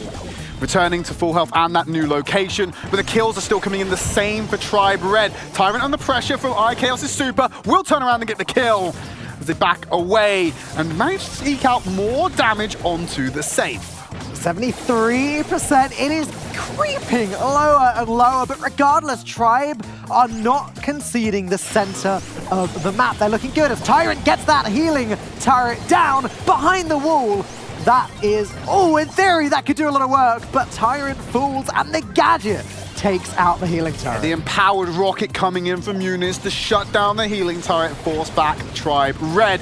Great bit of damage coming in there from IKOS, but he's returning to the initial location. Incendiary was still there from the start of the super. Takes a few ticks of damage. Tyrant's left in the middle, throws the healing station aggressively, finds the damage onto Muniz. Now it's a team wipe in favor of Tribe Red, and once again, only converted to small ticks of damage on that safe. There's been no hefty push so far. It was a nice try from Colette there, constantly targeting the Pam, takes Tyrant down, and now it's 3v2. Maybe, yes! All right, Corey falls too. Maybe Clash can get some damage here. They don't have long, but Muniz and Chaos together stepping forward. That super didn't quite make much contact with the safe, so this is the final chance. We're going to send Colette in to try and burn it through. There's a 14% deficit. Whoa. They make that 16% deficit. They need to close down. IKOS is left alone on the safe. You've got a damage coming in from IMU. That's going to do it! They dropped him below 1%. There's no chance for a counter-attack. And AC Milan Clash claw back the game win right at the end. Wait, no! No! What? No! Tribe Red! How did that happen? Well, we couldn't see it, but there was damage being done to Oh, the safe. come on! At the last moment there, hopefully we'll get a replay of that moment, because I was just stood here gawping. Let's have a look, see what happened here. Bring it up in the replay package. Please, yeah. Oh my goodness. Because, yeah, it looked like the Colette and Brock between them were getting the save down, but I guess what we weren't thinking is, where are the other brawlers at? Going for the base race, apparently. Yeah. Let's take a look. 52. Look at the health total. Okay, yeah, so it jumps down. Who's on the safe? Oh, last tick of damage right there at the end. Either way, that was a ridiculously close game. It looks like Tribe Red are going to take a nice early lead. Chaos not looking too happy about that. But still, regardless of that fact, Falcone, only 2% in it at the end there. That last tick of damage coming in for Tribe Red was the only thing that won them that game. They were so close to losing it as we jump into game number 2, already destroying the cover to open up the side lanes. Really mirrored comps again with the Max, Spike, and Brock, exactly what we expect. Muniz and Guille making some good progress in the center of the map, though. Guille is starting to take a little bit too much damage. Chaos and Zulan fighting on the right side. Not much happening right now. Just going to trade out the Spike damage, both rocking the Sakura skin. We love to see it. Guille will walk forward. That's an aggressive push there from Tyrant, who's moved over to the Max instead of the Pam. Gets line of sight on the safe. One burst of damage, and then we'll leave. Corey's opened up on the left, got line of sight on that safe. With the rocket rain to drop as well, a far more explosive start for either of these two teams. Yeah, way better start for Tribe Red in particular. They're keeping control of the center. Tyrant and Corey were popping gadgets left, right, and center, but it was paying off. And now Zulan is doing the spike thing, dealing the damage. If he can get a little bit closer, pop that gadget, he could get some serious damage done there. But either way, Clash are struggling to keep control here. Well, Guille's taking a bit of damage from the incendiaries. He's not going to be able to push up just yet. Has the super online for the speed push, but Zulan will take him off from the side. There has been no answer back from AC Milan Clash this game, Dan. Tribe Red have just been incredibly dominant, and they've whittled the safe down to the last quarter of health. They have, and I don't know how much Clash are going to be able to do about that. They've shown that they've struggled this whole game to just get some semblance of control, but the whole time, Tribe Red have been dominating. That is it! With the incendiary rounds from the rocket, that is going to be GG once again. Tribe Red showing that they have got Heist very much under control. They know what they're doing here. 2 games won out of the 3 needed to take the set, so they are now at set point. One more victory. There has been adaptations from both teams to try and answer what each other is doing. Ultimately, Tribe Red coming out with the advantage. The change up to bring the Max instead of the Pam enabled them to get into the safe range a lot faster. It was not this game. It turns out it's not about the sustain, Falcone. It's about the tempo. And that's exactly what Tribe Red are bringing to the table. Once you fall behind in Heist, it's very difficult because you can't confidently attack. Because for all you know, the other team are going to attack through you and take your safe down. You need to play a very controlled push forwards without letting anything slip through the cracks. So this time we're going to need AC Milan Clash to have a bit of a stronger early game. Maybe show a better early fight against Tribe Red. Well, let's see what they bring to the table in our 3rd game. Any substantial changes we're looking here for the compositions? Comes down to Heist. Going to bring out the Surge actually on IKO. So there's the switch up from AC Milan Clash. Going to need to keep them alive and get that upgraded state, but Tribe are happy with what they're running. They'll stay with the exact same thing. Problem you're going to run into here with IKO on the Surge is that they may end up just getting outranged by this composition. But there's that damage coming in. They've lost Imunas in the mid. That's going to shut down Chaos's push even further, as Tyrant will now lose their life. They're sitting ducks right now, Falcone. Chaos needs to do something. He's sort of just standing around at the moment, trying to work out whether he's teleporting or not. In the end, Corey does his job for him, destroys the cover. Chaos can move forwards, but I don't know how he's going to survive against the onslaught of spike attacks. He does teleport forwards, but he's still being outranged. Surprisingly there, with the help from Muniz, they're able to hold down the angles at the side. Guille wins that duel in the left-hand lane. This is finally the time for Clash to be able to get onto that safe. Crossfire onto Corey, won't find the kill, but does get a few ticks of damage on the safe to keep them competitive in this 3rd game. It's a start, but Chaos falling earlier as the Surge means that we've still got level 1 Surge here, which is not where he wants to be at this point. And again, we seem to have our backs against the wall. Tribe Red dealing all of the damage. They will push Zulan away for now. IKOS is keeping him in check. Going to try to lock them down, but the health regens come in. Zulan can walk forward, face tank that damage because he's going to trade him out instead. Going to have Guille on the left-hand side. 51% HP left for the Clash safe, and they've not dealt enough to Tribe Red as we head down to the sub-1 minute mark. It is time to act now, Clash. Corey falls. Tyrant Star is getting weak. This could be the push from Clash. 3 players all alive. How much damage can they deal in these last 49 seconds? No, Muniz is having to retreat because the spawns have come in. They had bodies on the map down, but they didn't have the HP because the spawns were coming in. They would just end up dying anyway. That push could have been big for them if they were just a little bit healthier. And Chaos has lost his stacks once more. Guille making a beeline for the safe. They could go for the base race here, but I feel I know who would win that one out. Tyrant takes out Guille. Line of sight available for Tribe. And that is surely going to be our 3rd game of this set. A rocket rain, a bit of damage from Zulan will seal the deal. Open shots on them, and there we go. Tribe Red going to be taking our 1st set of this series. Clash just being dismantled at the end of that game. They could not get a grip on the center. Tyrant's little nod there from Tyrant Star, but ultimately the team don't look too happy yet, and quite right too. They've still got so much work to do before we call them our last semi-finalists. Absolutely, they will be going forward to face INTZ, or more accurately, the winner of this series will go and do that in tomorrow's semi-final. We whittle down our teams from 8 to 4 overnight, just like that. Gotta say though, something that's kind of exciting for me at least. If Tribe Red were to win this, we'd have representatives from 4 different regions in our semi-finals. I think that's pretty cool. That would be good. We were expecting a lot of Europe domination, a lot of Asia domination as well when it came round to this tournament, and to see, well, be split so evenly across the globe, like you said, it'd be great to see. Yeah, very exciting. Here's some stats for your Tridd, and yeah, Tribe Red dealing more damage, getting more eliminations, and most importantly, dealing more damage to the enemy safe. Yeah, that's what it's all about when it comes around to heist by about 3 times the amount of what AC Milan Clash were able to deal themselves. We get a nice little sweeping shot of Leon before we move on to our next map. Minecart Madness! Gem Grab, one of my favorite maps coming up. You love this, don't you, Tridd? I love it because the only thing I wish about this map, Dan, is that we could have a stat that tracked the amount of damage that the minecart because I always love to see how teams deceive themselves or outplay themselves to the RNG environmental.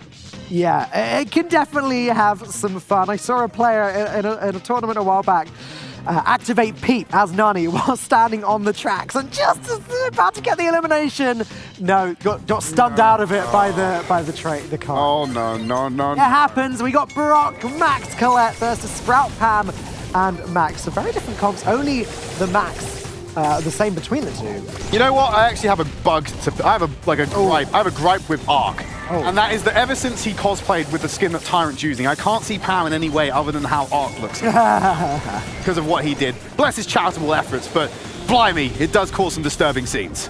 All right, that is going to be an early control from Tribe, being assisted by the minecart right now, keeping Clash back. And Clash, you're going to need to get a more successful push on that, as Guille takes so much damage against Tyrant Spark. Chaos also getting low in health. And with the minecart appearing again, Tribe are going to have a little bit more time. Although now if they want to retreat, that's being blocked. I don't think they're looking to retreat though. No, they are not looking to retreat. And this is a really tough spot with the new map, because obviously Minecart Madness was updated throughout the year, adding the ropes in which you can shoot through, but you can't move through. Gives less opportunity for Tyrant to put the healing turret down in a forward position. You can see that's why it's so far back, because there's just no cover to play around, that it's really easy for Clash to be able to take that out if it was put further forward. 9 gems, that is 10 gems collected. Zulan, well, all 3 members of the team are carrying gems, so any elimination would do the job for Clash now, but the minecart is getting in the way. This push is so difficult. Guille falls down, Muniz falls, and Chaos is all that remains, and Chaos is not going to manage this. Tribe Red take the next game, a gem grab. First game going their way. It's a great way to start off the second set, keeping momentum in their favor, keeping AC Milan Clash out of this series. Looking to have a 3-0 sweep, I imagine. Get it over with, get through to the semi-finals, and put some fear into a newly morale-boosted INTZ after their upset victory over Jupiter. Now, Clash are a really interesting team to me, because we've been watching Clash all year, and I say this with love. Okay. They're quite inconsistent. They tend to show up and do really, really well in some monthly finals, and then other monthly finals, they won't show up at all. And, in those times, their performance leaves a lot to be desired. What's it going to be today, Tridd? Are they going to pick it up and suddenly go all the way, or are they going to fall to Tribe Red, as this match seems to be saying so far? If I had a coin, Dan, I'd flip it. Yeah. I don't have one on me. Not really a cash guy these kind of days. No. Or contactless as the rest of the world is. Probably a bit safer right now, yeah. Probably a lot safer right now, you're absolutely right. But the point still stands, as it is a bit of a coin flip. What Clash turns up on the day. We'll also add in the caveat, as we have to when we make any assessments. This is online play. One or more of these teams may suffer some kind of delay, which would affect their performance as well. Ooh. So you have to bear that in mind with all of these matches. But that, to me, looks like a bit of a slambulance with the Mortis variant that we sometimes see. Yeah, I always love to see it. Mortis is actually a very powerful brawler when used correctly. Difficult to play. But yeah, Mortis can do a lot of work. And Clash has managed to push forwards this time. Zulan dealing a lot of damage to Chaos, but Muniz comes in with the heals and is actually going to take out the spike. Mortis falls on the other side though. So it is 2v2. 2v2, but they've locked Chaos in the corner right now. He's going to have to play extremely well to get out of this one. The dashing on top of the healing turret will take it out. Doesn't find the kill, but what's really great about Guille playing the Mortis is there are 2 types of sustain for him. He has his own super and INTZ as well. Lots of ways to top off his HP after aggressive dives. Chaos falls though, and now we're seeing a repeat of the last game. Tribe Red seems to have the control. Nunez getting in the way, but now the minecart is in his way. Chaos appears with his bubble, but can he do anything on his own? Not really. Not really by himself. He's not got the angles. He needs Guille to be able to get healthy and come up. But look how much damage Guille takes on the entry. The dash away there from the gadget from Max Tyrant. Playing that so well to stay alive. Hey, where are you going? Zulan will be able to take them out. While that's going on though, the more they can force a fight away from the gem spawner, it makes it easier for Muniz to just walk in and grab 3 gems to keep them competitive. But when it comes to the 3v3 and everyone's back, Tribe Red are just winning these duels. Nunez is slowly but surely gathering those gems, but they need to do more than that. With Guille falling, that's a disaster. It's 2v3. Chaos doing what he can against Corey, Tyrant, and Zulan. But Zulan with the super. Oh, hang on. No, okay. I thought for a second Guille had something going on there. No, it doesn't look like it. 9 gems to 7. Muniz will probably keep hold of theirs, which means that the 10th gem that's spawned, they can go and grab that and get out. AC Milan Clash can stay on top of the spawner and try and counter it with the 10th gem themselves. They've got the time to be able to do that. So it does mean the Tribe have to go aggressive. They're not finding the kills, but now you've got yourself a 3v2 on the spawner location. They can contest this, take away the redemption, get the kill, and Tribe Red will close out game number 2. Again, very dominating performance. I mean, shout out to the Poco in that game, right? We saw some great things there from Muniz. Just always finding himself just about in these safe positions, gathering those gems bit by bit, almost tying up the gem score, but it wasn't quite meant to be. And now Clash have got to be starting to sweat now if they haven't been already. They're about to be taken to match point, Falcone. One more game win here for Tribe Red will net them the 2nd set. And then they are on the home stretch to our semifinals tomorrow. It's not where you want to be. Will we see a miraculous comeback from AC Milan Clash? We will see. Obviously, in the last series, we saw Jupiter did get a nice early start. INTZ did make a comeback. Nowhere is it written that you have to have an early lead to win the match. So Clash are still going to be fighting. And I'd love to see them make the beginnings of a comeback here. Yep, it's all to play for still. They may be able to come out with the, not quite reverse sweep. We need to be taken to the ultimate point before they come all the way back. They're bringing out a Pam of their own now for iChaos. Wants to have a little bit more survivability and sustain in the mid. Corey switched over to the Sprout, keeping Zulan onto the max. As they take control of the mid early, and they're going to position Corey fast to get this damage and that super up. Tyrant pushing Milan Clash deep into their own spawn room. And this is a very aggressive turret placement that we've not been able to see so far. Again, just looking good for Tribe Red, isn't it? Aggressive for Tyrant. Tyrant staying alive there. Chaos battling him. Both healing turrets are up, and Chaos is actually going to get the elim there, just about evading the minecart. Yeah, that would have taken him to a very dangerous spot if he would have got tanked by the minecart there, pushing out. Corey will keep control of their gems for now. Counter-attack from Zulan. He goes on the aggression with the gadget. Forces them away. Doesn't quite get the isolation onto Guille, but forces them out as more gems are going to be collected towards Tribe Red. This is going to be their 8th just popping out of the spawner. 2 more, and they begin the countdown to their 2nd set win. Once again, it just all seems to be going their way. Tyrant and Guille trade, and now that is 11 gems for Tribe. All they need to do is back off, and the minecart is helping them do that. If they can deal with Muniz, split the fight, which as a team they can, things are looking good, and there you have it. Guille does fall to the team. So Guille actually got caught by the minecart RNG there, split out of the fight. Wasn't able to get in with the rest of the team, so when he enters staggered, there's a little bit of healing that's taken place. They had the Pam healing turret. They were able to force away the additional burst damage that may come in. So the minecart did actually make a difference there at the end, but Tribe Red forces over the match point. They now lead the series 2 sets to nothing. Yeah, they gotta be feeling good about this. One set away from being your 4th semi-finalists, and we are going to move on to Siege on Junk Park in just a few moments. But I think before that, we'll see some stats as usual and just see how dominating Tribe Red were that game. So the gem swing was actually heavily favored in Tribe Red. I can already tell that one because we didn't see a lot of gems go in the favor. Yeah, they've over doubled them. Ooh, that's fine. Look at the damage Kills, too. Pretty brutal. Like you said, damage is looking in the double range as well. That's a lot of difference in favor of Tribe Red. And one of the things I'm noticing about the teams that are often dominating so much is we're not seeing in the this series so far, Tribe Red aren't adapting when they don't need to. They're running out with similar compositions when they're winning. It's why you're seeing free picks in a free game set on certain brawlers where they only adapt so slightly just to make sure they're not leaving themselves vulnerable to a playstyle that their opponents are rolling out with. Well, here we go. It's time for Siege, Tridd. And honestly, anything can happen in Siege. Taking control at the start of the game does make a huge difference. Here we go, though. It's going to be Barley, Sprout, and Spike for Tribe Red versus Amber, Brock, and Max. Very different compositions. Completely different. Absolutely. Guille all just dodging out that curveball there will net themselves that bolt. Early lead for Clash. But here's a quick comeback from Tribe Red to match the bolts so far. Oh, didn't get that second one banked just in time, so we see a level 2 Siege bot in favor of Clash.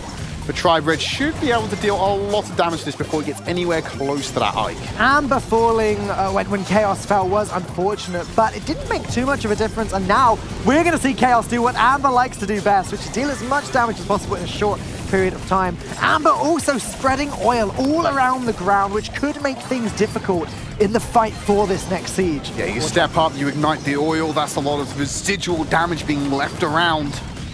As Chaos will look to bank another bolt, trying to match Tribe Red's lead. Guille will go ahead and pick up that 4th bolt. Whoa. Looking for the 5th as well, 6th potentially on the cards. He wants to bank more of these bolts in their favor. Tribe Red, they're able to still keep up with them, and it's a siege. Oh my goodness, it's a tie, so it all comes down to this next siege. And Guille falls, that is a disaster. Chaos going to light up Zulan and take control of the left side of the map. But Amber falls, and that spells disaster for Clash. They've been able to pick up these bolts, though. It's still going to tie out again. If this falls to a draw, Falcone, Clash will still win because they got that first siege, they got that early ticket damage, and I don't know if Tribe Red can match it. So a draw is not going to be enough for Tribe Red. They have to go for the win. They're currently sitting on a 1-bolt advantage, but they're not banking it. They're too focused on forcing the rest of Clash away. Oh my gosh. Tribe will bank them, try and match it. He can't go down here. They need to find a couple more bolts because Chaos is going to stay alive. They need to find a kill onto them, or they might just lose it here. That'll do it, that's a tie! They only got one more going in, they might get back. Oh, it doesn't happen! It's a tie, which means now Tribe Red need to push the enemy Ike. Tyrant has to get in range. He's got the last call. He might be able to deal the damage to do it, but he has to do it correctly. 15 seconds left. If he goes down here, it might be over. Not in range to be able to do it. Wants to throw it over the top. Might get a couple of picks. No! But it's not going to be enough here. They need one more attack to do it.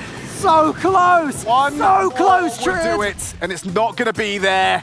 2% difference, all in it. Clash will take the first game. I cannot believe what we just witnessed. 2 tied sieges, which means it all came down to the first one. That damage that Chaos dealt, every single percentage really mattered in the end, as there were 2 percentage points in it. Oh my goodness. Anyways, big congratulations for AC Milan Clash getting their first point on the board. Able to get that first game, and it's going to mean a whole world to them to be able to break the downward spiral they've currently been sat in. But it was very close. Tribe Reds nearly pulled away with it one. Probably going to see some changes from them. Like I said, they were constantly relying on compositions where they were winning. Well, that wasn't a win, and also it was far closer than they probably wanted. So now you see the change coming in. Pam, Brock, Max for Tribe. They will continue to walk through. Amber going to be absolutely rolled over so far. Corey's winning it. This is more of the Tribe Red we've seen the rest of this series, Dan. Yeah, Tyrant Star just tore through Amber that time, and now it is Tribe that are in control. Clash needs to perform a miracle to get this back. Zulan hanging out on the right side, going to bank the first bolt for the next push. And here we go. How much damage will they deal? It's going to be all about keeping control for the next siege. Amber just managed to eliminate Corey through the siege bot. That was pretty nice. Yeah, going to be able to spray that damage through. It just doesn't stop when it hits that target. It's one of the strengths of Amber. But that early damage still coming in for Tribe Red, 21% so far. They hold the mid, they hold the Bolt lead. It's all looking Tribe at the moment, Dan. It is. Tyrant Star staying alive nicely thanks to the healing turret. Muniz with the Rocket Rain is going to deal a lot of damage to Corey. Zulan also weak. In fact, Tribe looking like they might get wiped here. Chaos and Muniz so weak that they couldn't make that final push on Zulan. He's going to be in that back corner. There's 3 bolts lead that's going to be cut down. It's still level 6 in favor of Tribe Red. So AC Milan Clash, they will have 6 bolts to roll over to what could be the final siege. Have to make sure they don't lose out here. Chaos goes down very early to the incendiary damage that was there from Brock. No one's left to defend this one. This is going to be a huge push from Tribe Red. As they bring it below 20%, they can go for the finish right here, Dan, and there you go. Tribe Red clap back and tie out the set. Yeah, it felt like Chaos tried to push a little bit too far forwards with Amber there. Obviously, Chaos was trying to eliminate Brock again through the siege bot, but unfortunately, he did get taken out very quickly, meaning that he couldn't be as defensive as perhaps he needed to be, and ultimately Tribe Red were able to take that one down. Although I am enjoying seeing Amber, Tridd, I've got to admit. Yeah, it's good use to get the most out of the newest brawler before Lou comes in. Not able to be in competitive so far, but then we'll obviously see more of that chaos in the ladder as the weeks go by. Yeah, I think Lou comes out when the new season arrives in just a couple days, so very excited for that indeed. But right now, I'm a little bit more excited to see the rest of this match. Can AC Milan Clash win Siege and extend this match further? We're going to find out. The next game of Brawl starts now. There's a ball in the house. Interesting. We really don't see a lot of ball outside of Heist, where we see them charge in and go for the safe and take control. It's a lot of HP to build through, but you've got a Spike on the field. Sprout can deal the damage quite safely, and Max can really kite around the ball as well. So there's going to be a lot of problems for Clash in this matchup compositionally. Yeah, if I'm not mistaken as well, Chaos just used Bull's first gadget, the heal, as opposed to Stomper, which I'm a little bit surprised by, because one of the reasons Bull sees a lot of play at the moment is because of that Stomper gadget. Either way, Tribe are pushing, and they're pushing hard. Muniz dealing as much damage to the siege bot as he can, but it doesn't matter. Look at the damage coming in.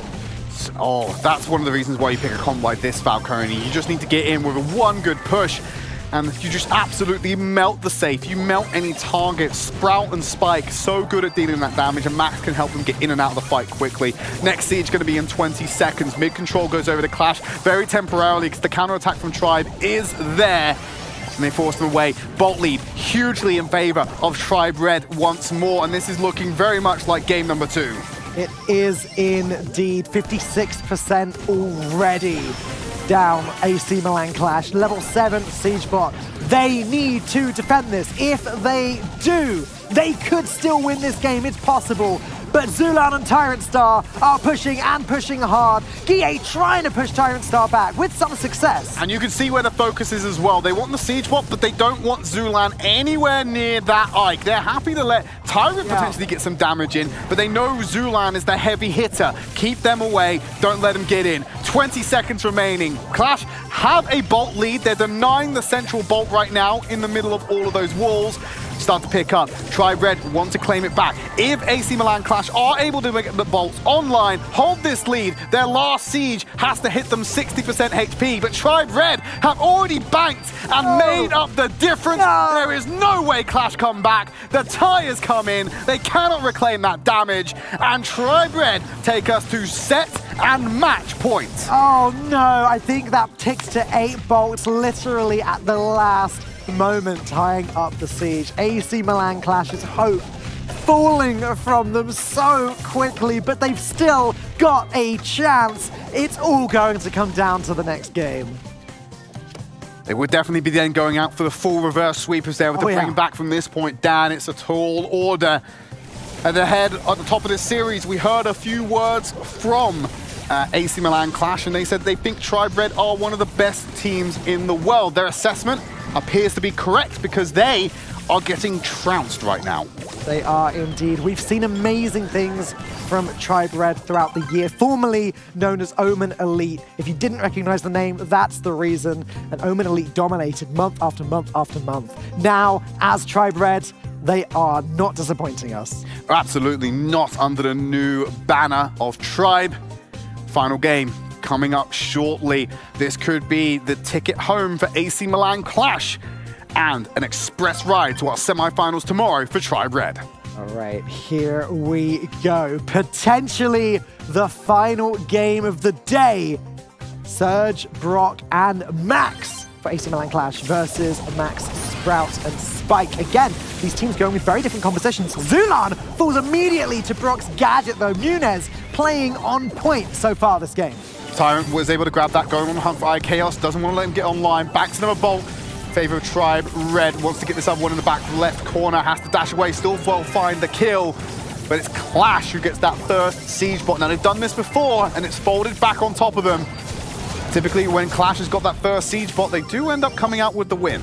We really need to see Chaos leveling up that Surge. We've not seen many high-level Surges yet today. And it's not been great for the Surge players. 4% damage dealt Tridd, it really isn't much. And somehow, Tribe have managed to take control back. Chaos and Corey are both going to go down. Zulan wins out the right-hand lane as well. Tyrant and Zulan are going to be accruing these bolts. Next siege is in 15 seconds. It's still redeemable for AC Milan Clash if they were to bank every bolt that spawned, but I don't see it happening now. The lead is just extended even further for Tribe Red. They're thinking about that final siege and their defense against Tribe Red. Well, here we go. Level 9 siege bot. AC Milan Clash, they're all getting eliminated. They can't stop the enemy brawlers from pushing. This could be a one and done deal, although Tribe is sitting back. They're playing it safe. They're going to guarantee they win the next siege. Don't need to. IKaos has to go aggressive there. Gadget over the wall. Make sure they keep the members of Tribe Red away. Like you said, force out an opportunity for a last siege rather than losing it there. But they've used a lot of resources just to stay in this one. They're now going to be walking forward, and hopefully we'll look to get on the board and into the center control. Tribe Red have already taken the lead with the bolts. This is not conducive to you winning on a last siege.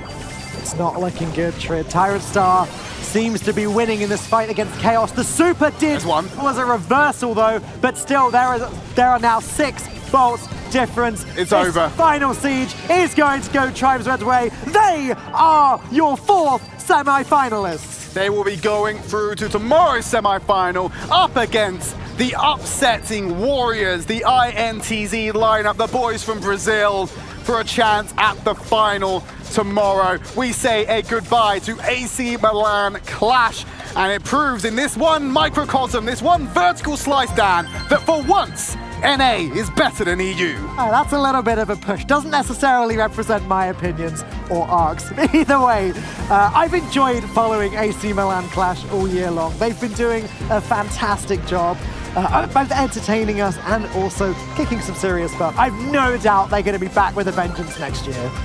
It's unfortunate that, of course, we were experiencing some delays between these two teams as well.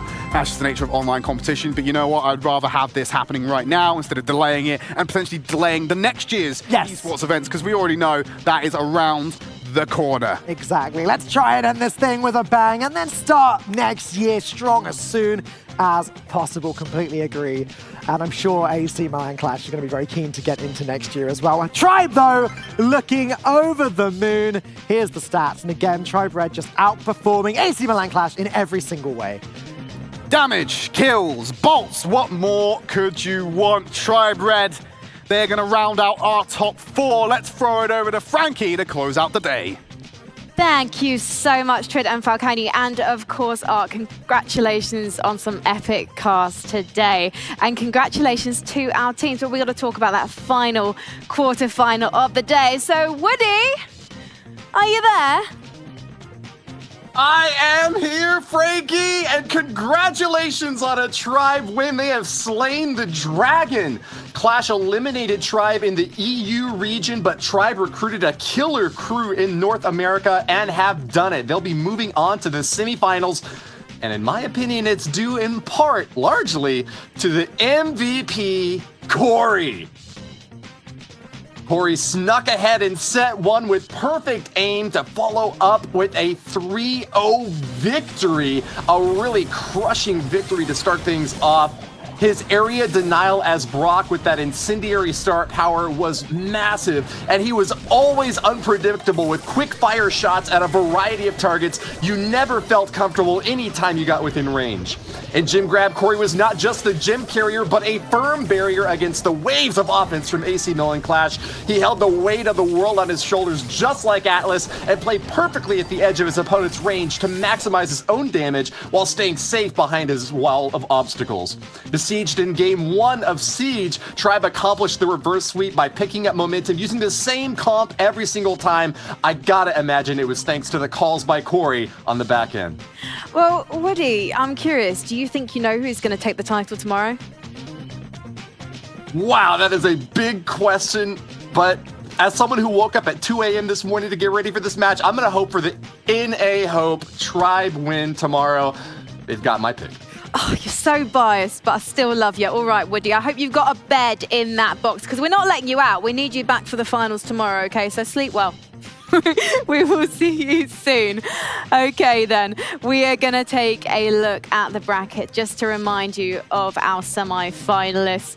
We've got SK Gaming versus PSG Esports, and then Tribe Red versus INTZ, so Europe versus Asia, and then North America versus LATAM South. I'm so excited to see what's going to happen. And actually, if you want to know when it's going to happen, who'll be playing when, here is the schedule for you.